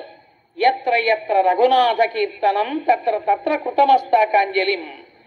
ఎక్కడ రామచంద్రమూర్తి యొక్క స్తోత్రం జరుగుతుందో అక్కడకొచ్చి తల ఒగ్గి కన్నులు వెంట నీరు కారుస్తూ నమస్కరిస్తూ పొంగిపోయి ఆయన కూడా భజన చేస్తారట. ఇవాళ పరమపావనమైనటువంటి రోజు హనుమ జయంతి కనుక మా స్వామి సంతోషపడిపోయేటట్టు మనందరం కలిసి హనుమ గురించి, రామచంద్ర ప్రభువు గురించి ఒక్క 5 శ్లోకాలు, మీకు తెలియనివి కావు, కొత్తవి కావు, నేను చెప్తాను, మీరు చెప్పండి. మన జన్మ ధన్యం చేసుకుని ప్రసాదం స్వీకరించి బయలుదేరుదాం. రేపటి రోజున రామాయణాంతర్గత హనుమద్వైభవము అన్న విషయం గురించి మాట్లాడతాను. మీరు ఆ రోజు వేసిన ప్రశ్న ఒకరోజు ఉపన్యాసం అంతటినీ తీసేసుకోండి. అయినా మంచి మాటలే మాట్లాడాం కదా, మీకు తృప్తి అని నేను అనుకుంటున్నాను. కూర్చోండి హాయిగానే. అందరూ చెప్పండి అమ్మా ఈ 5 శ్లోకాలు. గోష్పదీకృతవారాసిం మశకీకృతరాక్షసం. స్వామికి వినపడాలి, సంతోషించాలి, నా బిడ్డలు ఎంత ఆనందంగా చెప్తున్నారని. మశకీకృతరాక్షసం రామాయణ మహామాలా రత్నం వందే అనిలాత్మజం అంజనానందనం వీరం జానకీ శోకనాశనం కపీశమక్షహంతారం వందే లంకా భయంకరం మనోజవం మరుతతుల్య వేగం జితేంద్రియం బుద్ధిమతాం వరిష్టం వాతాత్మజం వానరయూధముఖ్యం శ్రీరామదూతం శిరసా నమామి ఆపదామపహర్తారం దాతారం సర్వసంపదాం లోకాభిరామం శ్రీరామం భూయో భూయో నమామ్యహం. శ్రీరామచంద్రం శ్రితపారిజాతం సీతాముఖాంబోరుహ చించరీకః సమస్త కళ్యాణ గుణాభిరామః నిరంతరం మంగళమాతనోతు. మంగళాశాసనపరైః మదాచార్య పురోగమైః సర్వైశ్చ పూర్వైరాచార్యైః సత్కృతాయాస్తు మంగళం. మంగళం కోసలేంద్రాయ మహనీయ గుణాత్మనే చక్రవర్తి తనూజాయ సర్వభౌమాయ మంగళం. ఉమాకాంతాయ కాంతాయ కామితార్థప్రదాయినే శ్రీగిరీశాయ దేవాయ మలినాథాయ మంగళం. కరచరణ కృతం